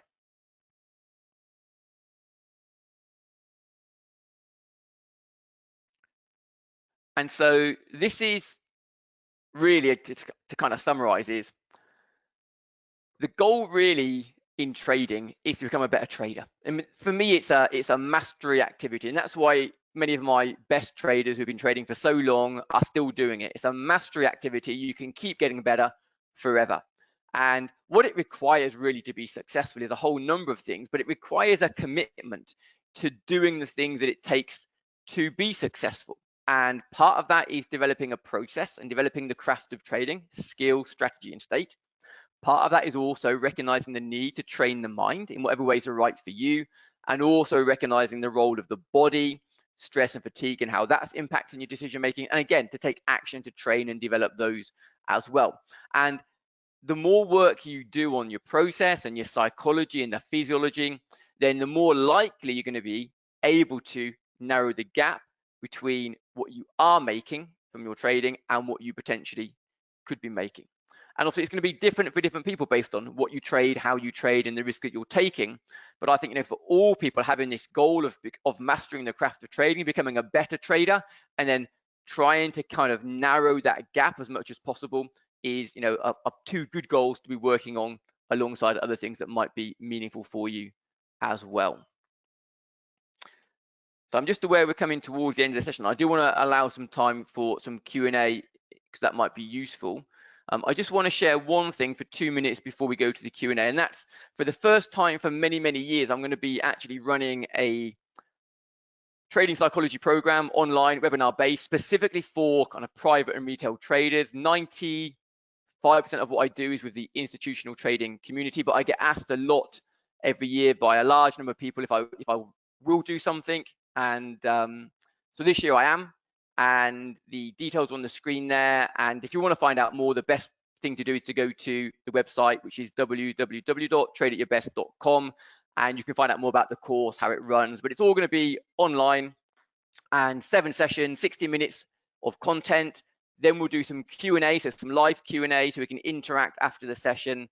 And then the sessions will be recorded. There'll be workbooks, journals. We'll have some MP3 kind of guided exercises to do. Make it really immersive. I want to make it immersive, engaging, and just really help to kind of share some of the knowledge, the insights, and some of the strategies and techniques that I use with my own professional clients with the sort of private/retail trading community. So if that's of interest, feel free to check out the website. If you want to find out more, you can get in touch via the website as well. Let's dive into questions if there are any, and I'm just going to check. Anna, do I just go to the chat for these? Okay, I'm just checking here to make sure I know where to go if there are any questions, because I noticed I didn't check during the session. I can see Anna's typed into the chat box there for the tradeatyourbest.com link, so that's great. Thank you, Anna. I'm assuming questions will come up in there as well, will they? I found the questions. Okay, I think this is where they are. Trader, I think, is this a question? Will this webinar afford one-to-one engagement to deal with personal issues? Great question. It won't do, no, unfortunately, because obviously we're going to have relatively, it's going to be a group program. So it will be skills-based program going through, and then what we'll have is the live Q&A sessions, and that's where we'll begin to enable people to kind of ask some questions that are more personal as such, but it won't be one-to-one coaching. The reason why I'm doing the program primarily is because I get asked a lot for one-to-one coaching. I don't even have enough time to offer it to all of my institutional clients just because of time and demand. So this is just a way that I want to, outside of the books, which is my kind of quick way of sharing knowledge, I want to do something a little bit more in depth to be available more personally And so it will be a group program. Like, I'd always recommend, if you feel you need something deeper, then then seek out a one-to-one counselor for sure. So, but thanks for asking for the question. How do you deal with different types of personalities? Great question. So the key thing about personality is that obviously we're all different, and it's really important to recognize this. And what I love about trading is that the way that we deal with personality is we try to match it to process. So with my own clients, we have a psychometric test that we utilize, and it looks at their kind of risk dispositions and their risk attitudes. And we look at that in context of, here's you as a person, here's your sort of risk personality. Are you risk averse? Are you risk seeking? We look at their cognitive styles. Are you more intuitive or are you more analytical? And then based on all the data we've got, we look at that in the context of, okay, well, how are you trading now? And how does that match up with your personality? And what we've seen is that where traders are able to utilize their personalities and their strengths and bring that into their trading, they're generally much more successful. And often when traders are really struggling and having challenges, we have observed quite often that there's a mismatch between their personality or their strengths and how they're trying to trade. And it's important because when you're learning to trade, quite often you'll be drawn towards a particular educator or a mentor, and they're going to have a certain personality. And if they're successful, they'll have found a way that works for them. But we have to recognize it might not work for everybody. So this is why it's really important in the early stages of trading to do as much experimentation as you can. Try out lots of different trading styles. Then you'll get a feel for maybe where you might have some strengths or interests or where things align with your personality. And then I think discipline is easier when you are trading and you're being your true self while you're trading. If you're trying to be someone different while you're trading, then you've added on an additional challenge to trading on top of the ones we've already got already. Okay, just gonna. So, okay, for instance, I have a gambling mentality and I find it difficult to discipline myself to be consistent. Okay, again, it's hard obviously for me to give any individual advice or guidance here. I mean, it's good if you've got that awareness, which is really important. And I think then potentially you need to look at your own trading style, how you can maybe most effectively use that. But my real, I guess, advice here is, if you've got a sense there's something like that's underlying, then it would be helpful maybe to to seek out a qualified individual in your local area and maybe just go and have a conversation and a talk. So but it's a good point because obviously our mentality, whatever it might be, is going to play out in our trading. So we do need to be mindful of that. I think we've probably got just a minute or so if somebody wants to dive in with a question.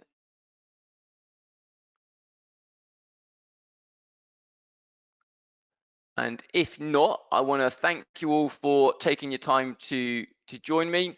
It's been great to have the opportunity just to share a few thoughts with you. It's a huge field, trading psychology, and if you include physiology as well and you talk about process, it's massive.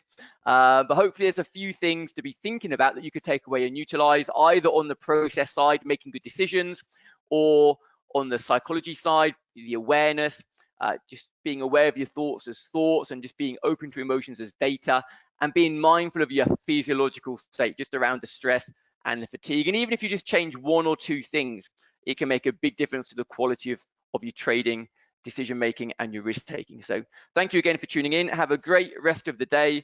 And if you've got any questions, feel free to get in touch. Thank you very much. And Anna, thank you for the invitation. Really appreciate it.